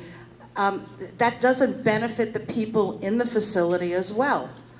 They are just sleeping there, which brings my question about on September 6th, and I think we discussed this briefly at when you phoned into the stakeholders meeting, that on September 6th, when they pulled the permit and switched to lodging, it's now a residence. It's not an office building, correct? That's what the September plans say, that it is no longer an office building. They pulled plans now for a residence or a lodging. Is that correct? The words, yes. Okay, so if that's the case, then the entire plan has to be redone, because now there will be in violation of many of the multiple dwelling laws, because it is a facility where people are going to live, a lodging. If they just reinstituted the prior filing for the But they didn't. family shelter, But they didn't.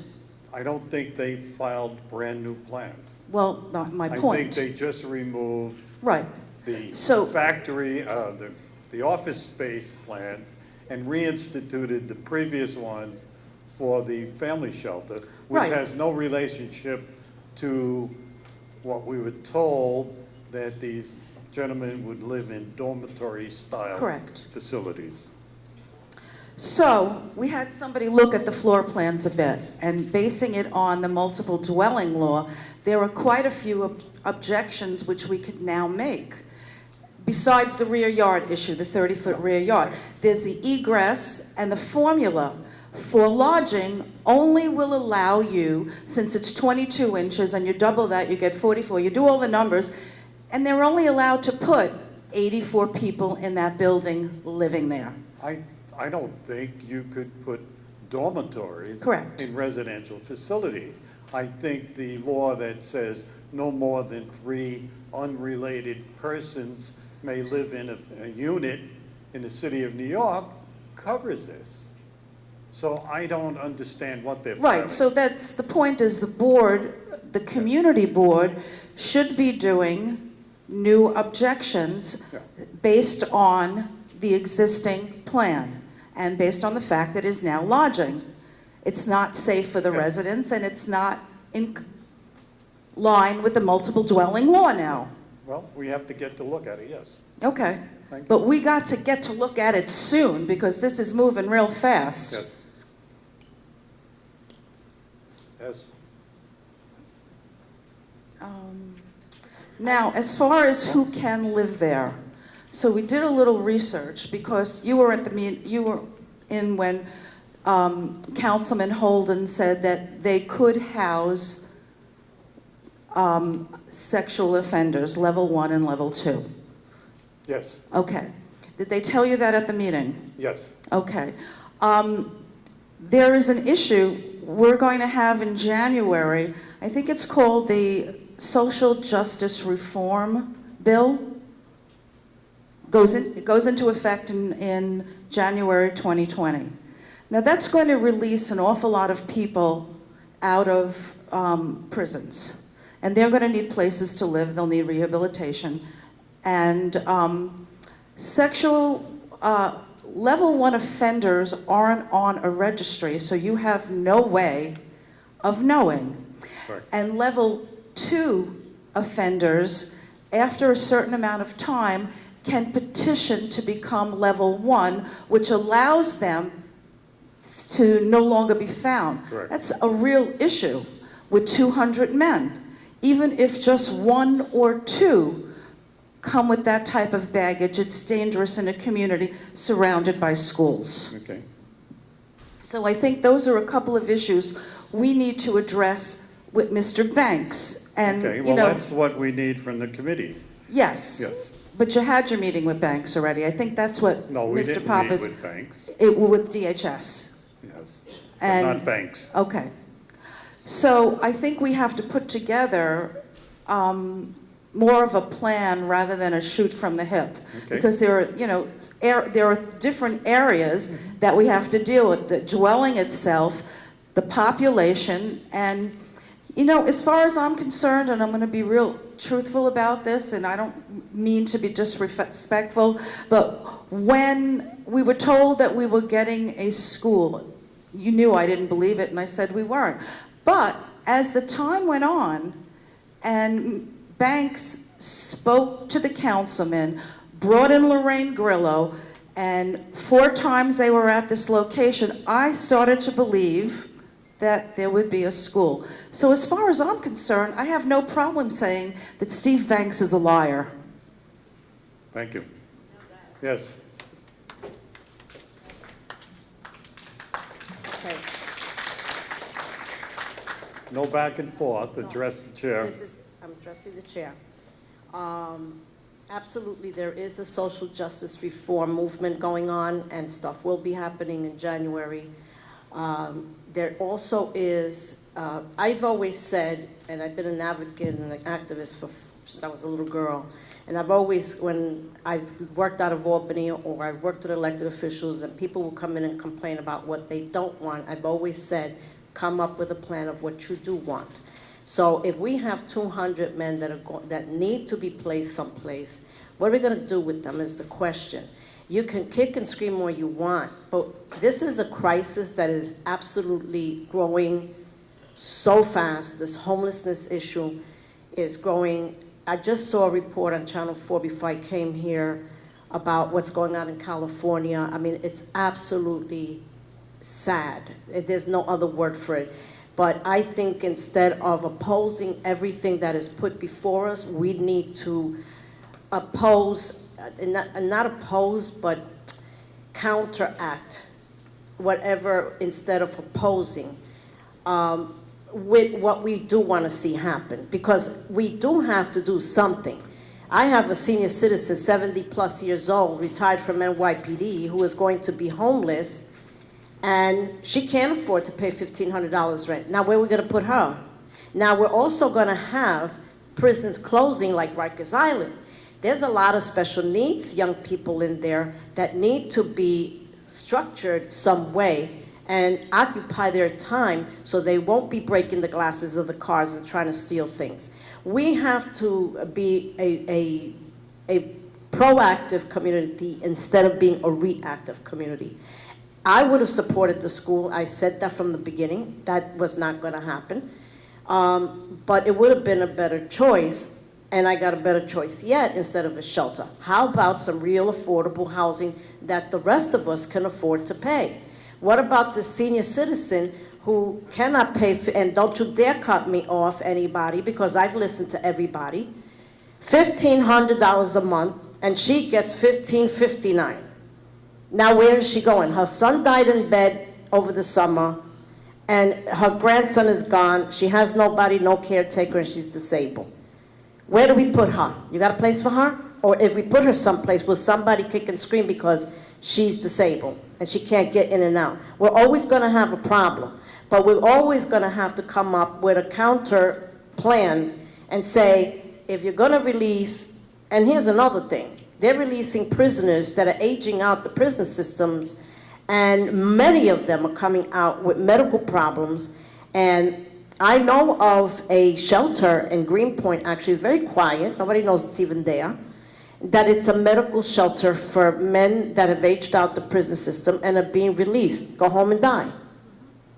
Now, let's have some dignity here. People are living out of their cars with their children, are living in places that are deplorable, are cold, are hungry, and I do understand that this has a huge impact on our communities, but I say we need to learn how to embrace these problems instead of opposing them, and put your money where your mouth is. If you don't want something on your block, or you don't want something on your block, then come up with a real resolution as to then, if it's gonna come into your block, how do we get a handle on it? Instead of having 15, 20 men flying around watching TV, how about the programs that should be going in there? All right, Some some literacy programs, education programs, and mental health programs, and just plain downright health especially health issues. This is a health crisis. This is not about drugs and this and that. This is a health crisis, and we're not addressing it that way. Okay, Carmen, we have to continue. Yes, we do have to continue. We have to continue. Speaking for my community, I'm here from Ridgewood. Very little people are here from Ridgewood. Everything people scream about, oh, okay, that's fine. Let's have another beer license over there in the next corner. We got 4 of them on 1 block, and you say it's okay. I'm saying we need to do something different, or you come up with a plan. Okay, thank you. Where's the second microphone? Okay. I would ask everybody to watch a video that was a new show called Seattle is Dying. They actually have solutions to the problem that were done, I think, in Maryland, where instead of just having shelters for people, they actually had training programs. They had facilities to help the people with substance abuse problems, which is a huge percentage of the shelter residents, people with psych disabilities. Okay. It's an excellent video to watch, and we have to enact Hevesey's plan to keep people from becoming homeless. Okay. All right, because we have to continue. Mr. Chairman. We still have business to do. I understand. A couple quick comments. Number one, you asked for civility at public hearings, and there was a lack of civility at the Maspeth public hearings. Looking at what is happening around us and looking how this board as a whole requested some common sense solutions to help the businesses and residents on Fresh Pond Road, and we were told no. And then you wonder why people may have lack of civility at a public hearing. Additionally, some of the other things, what are we going to do about it? Well, 10 years ago, we lost 2 congressional seats. People are living, 277 people a day are leaving New York City. I wonder why. They are going to places with low taxes and such. Make your plans, folks. Okay. Thank you very much for your time. Last one. I just want to say, I wrote a book on solutions to homelessness and domestic violence, and I am working with politicians, many politicians, on legislation. I have 20 legislation ideas. I'm coming up with more as I research them. So there are solutions available. There's many, many solutions. It's not going to be one law or one solution that solves this problem, because homelessness is more than drug addiction. It's domestic violence, it's the medical healthcare system, it's affordable housing. There's a lot of causes to homelessness, but I'm working very hard, tirelessly, on solutions, permanent solutions. Okay. So I just... Pass it on to the committee. Okay. Thank you. Speaking of committees, done? Yes. Speaking of committees, we now go to committee reports. The first one we have listed is Parks. Are you here? Go ahead, pick up the microphone.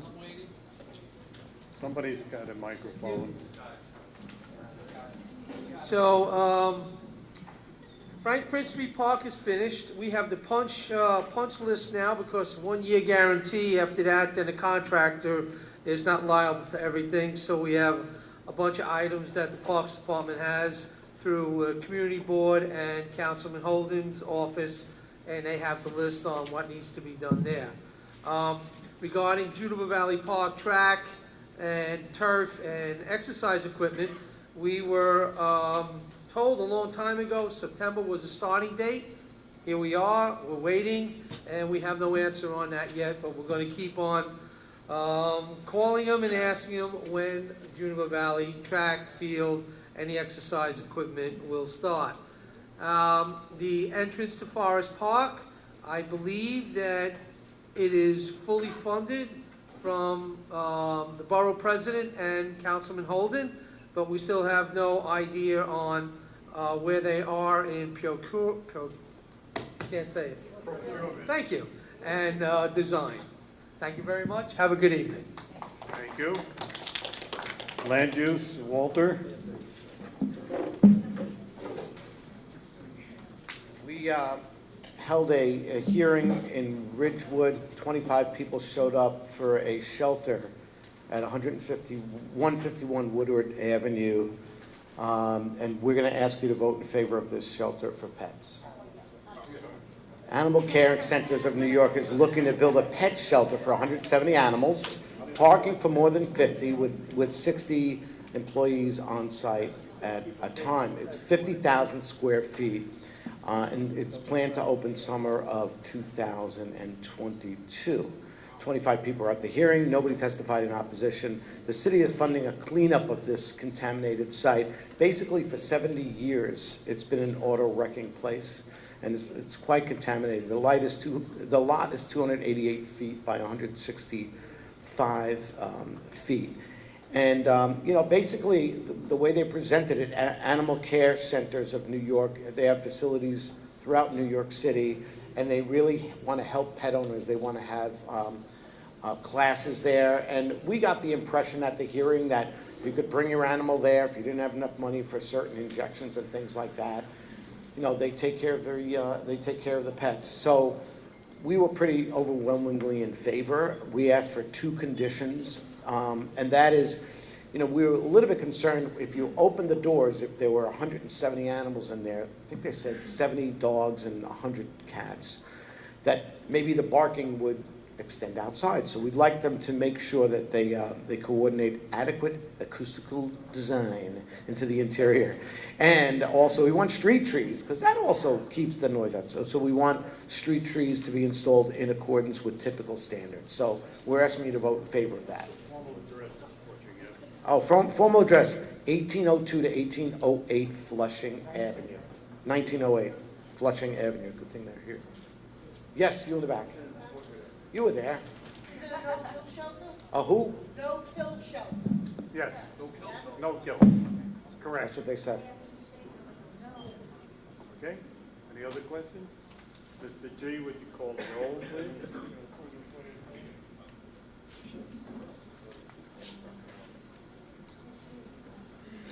Mr. Arcuri. Bob Chimelli. Walter Clayton. Pat Crowley. Brian Dooley. Jerry Drake. Demetra Fitkowski. Stephen Fiedler. Pat Grayson. Mohan Chetri. Fred Howard. Fred Hofferly. Rich Huber. Paul Kersner. Marianne Latanzio. Ed Littau. Mike Liendo. John Meyer. Patricia Maltesas. Edgar Mantell. Kathy Massey.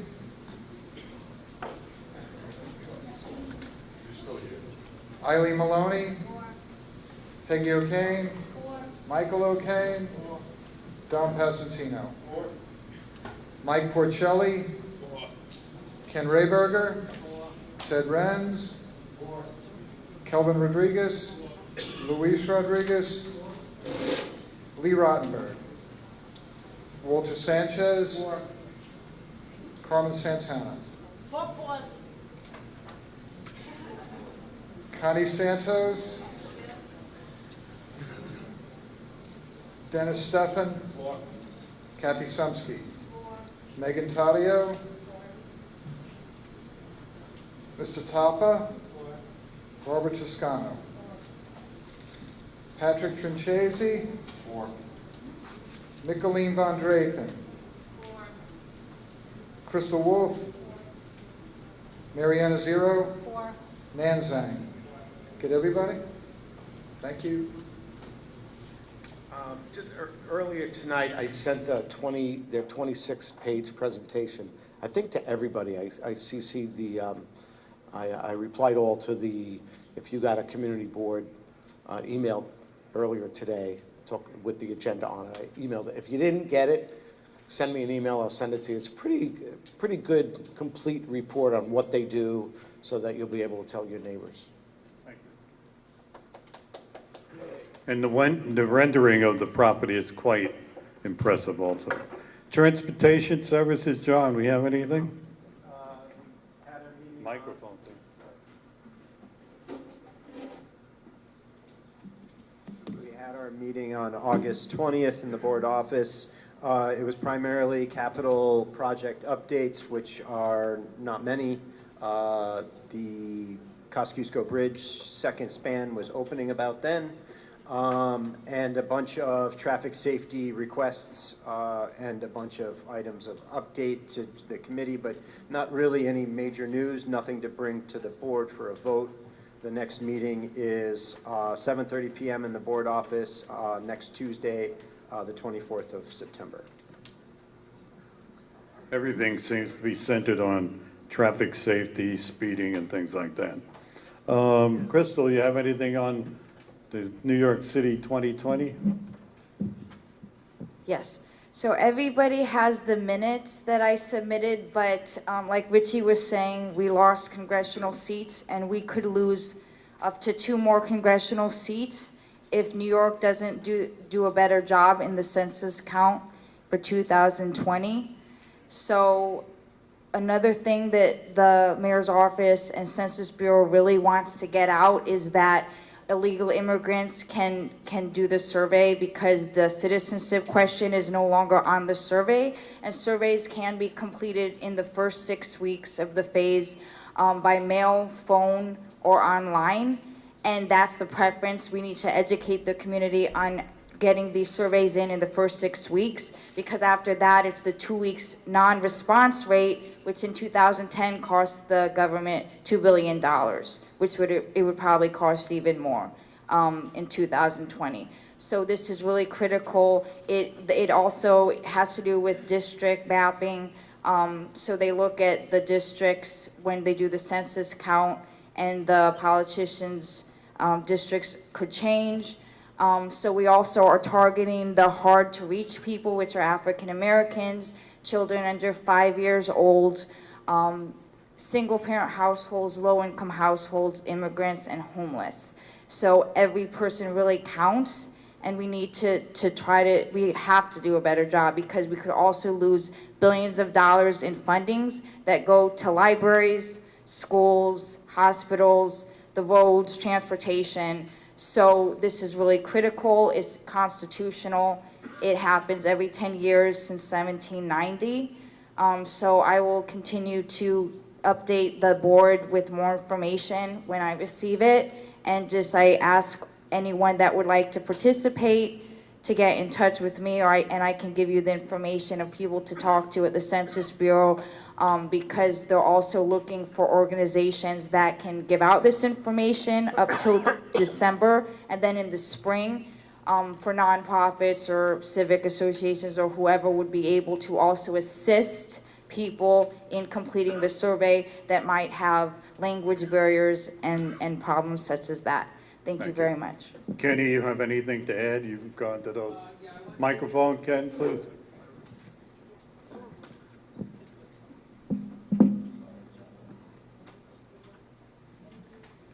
Yeah, but I went to the workshop for 2020, and the way it's being done it sounds wonderful. They're going to be sending out a letter to everyone. The addresses and names are going to be... Let's clarify it. The city and the borough president are taking a step ahead of the federal government.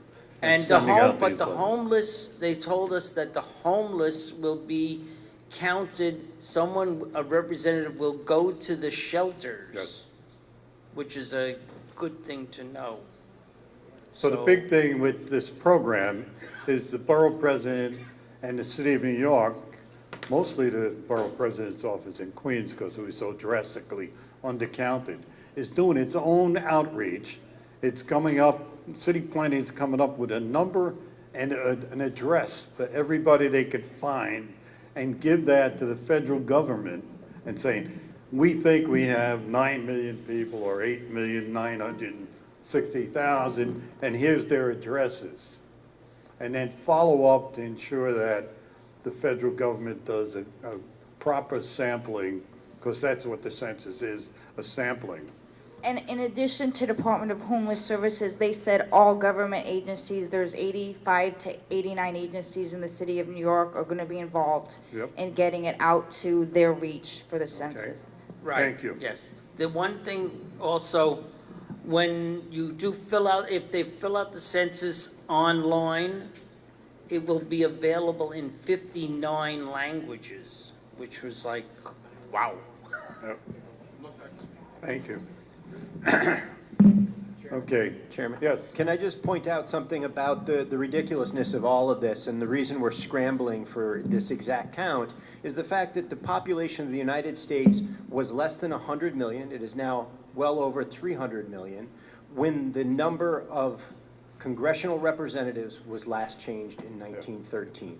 We've tripled the size of this country and not increased our representation in Congress, which is diluting our votes here in New York greatly, and California. Any high population state has a diluted vote recognition in Congress.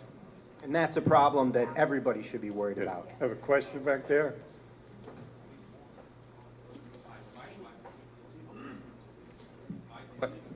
It's on. Yes. My question is, with the homeless situation, the vacancies, buildings that are under construction with addresses, are they taking any accounts for buildings that are being constructed, addresses that exist, but there are no people? This is what we're doing in the city of New York, and in particular in Queens County, because anybody knows there's 14 new buildings in Long Island City. Yes, we are doing that as a city and as a county, mainly because we don't want to rely on anything undercounting us again, because we were so drastically undercounted in the last census. All right? Okay, any other committee reports, committees I failed to recognize? Yes, Mr. Dooley. Yeah, I just wanted to mention that under environmental, we got notice of this project, sewer project and water main, I think, that goes all the way from the Midtown, Queens Midtown Expressway to 51st Avenue, Maurice Avenue, and then a little piece by Queens Boulevard. It's a huge project. It's a $101 million project. So that's bigger than any of the others I've seen, and it's going to involve underground borings and everything. It's going to be a really extensive project in our community board. So I don't know if Gary has anything to add, but it seems like the mother of all sewer projects. Not necessarily, but it's big for us. 95-inch, 70 feet deep. The chambers going down 70 feet, and then they're using modern technology with tunneling machines. So they build a chamber, lower the tunneling machine in, and then they bore a tunnel for this 95-inch sewer. And what's even more so, our friends in Board 9 are pushing for a doubling the size of the CSO over there. If you recall, I think it was probably 20 years ago, they built a retention chamber under Flushing Meadows Park, but because of the cost, they reduced the size. So in a storm, we send everything in that, well, half, Glendale sends everything down to that chamber in Flushing Meadows, and in a storm, they shut down the plant and they divert it into the chamber. And now with all these new sewers we're getting with bigger capacity, they're going to need another chamber over there. So yes, big stuff. Anything else? Any other business to come before us tonight? Microphone, please. As I sat here listening to comments, our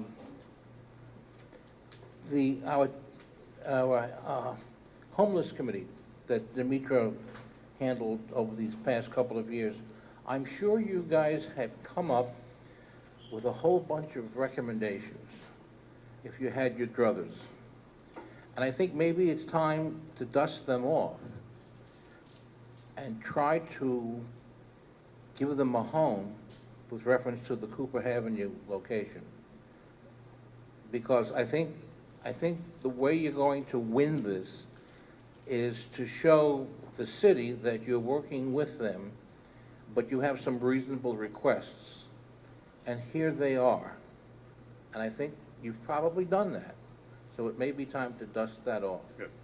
I think they're waiting for these 2 hearings tomorrow. And go ahead.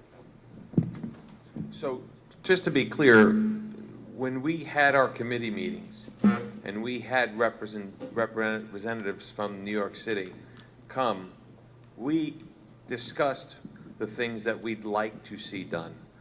We made specific requests, i.e. a small facility like Gary had mentioned earlier.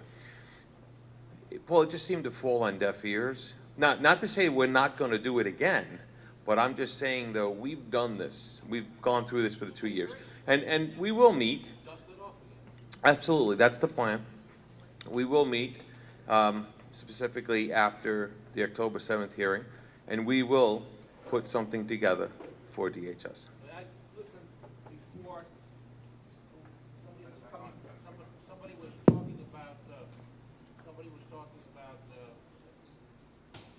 Green. Somebody was talking about the fact that if you looked at this as a different type of building, that now you come under the setback. There was a backyard setback of 30 feet. That now you're talking maybe only 85 people that could live there under that type of housing. And maybe that's the approach to take. And you say, okay, so we'll take 85 people. You remember the apartment building off 60th behind Myrtle Avenue? Yeah. You know, that had the real lot problem. Mm-hmm. What they did was build an atrium on the inside. The atrium on the inside and the backyard of the property counted as a 30-foot setback. So yes, there's many ways of approaching it. So I think you can beat the city at its own game by with all the information you've already gathered together and use the building code as creatively as has been done by Mr. Wilner, and you can whittle this down to something that can be probably very manageable, because that's the approach that I know we have to take in Ridgewood, because we already know where our councilman stands on the issue. Yes. So okay. we have to work accordingly, and so when life gives you make more of it, and we'll be successful. Thank you. Anything else to come before us? If not, I'll accept the motion to adjourn. Okay, seconded. All in favor? Thank you.